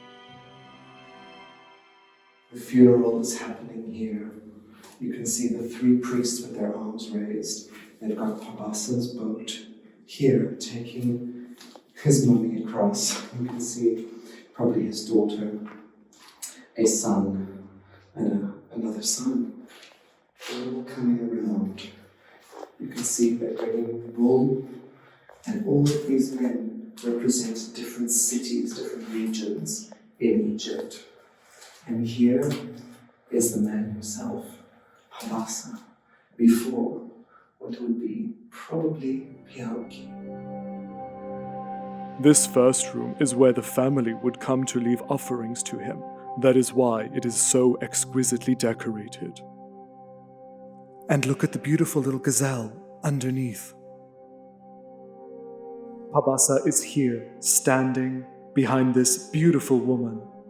This Nubian woman living here in Thebes. We know who she is. She's Shepenupet. There is her name above. She's offering 2 jars to Osiris, and she's leading Pabasa towards Osiris, Shepenupet, the god's wife of Amun, the ruler of Thebes at this time. She's bringing this man into the afterlife before Osiris. She must have really liked him.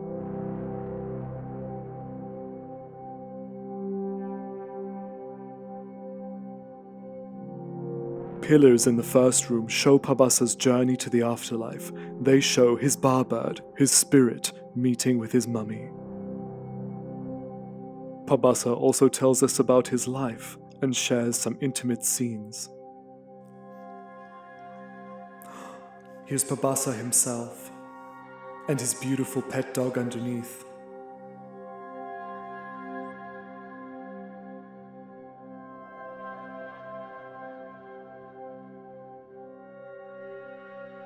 This tomb is unique. It is unlike many other tombs. The scenes show everyday life as well as funeral scenes, harking back to the Old Kingdom, showing the Renaissance that is about to happen within Egypt. From this point on, Egypt set out to restore its former glory. To think that the Nubian conquest was caused due to many circumstances. However, the catalyst of the invasion would start and end with 2 Nubian princesses, each named Amenirdis.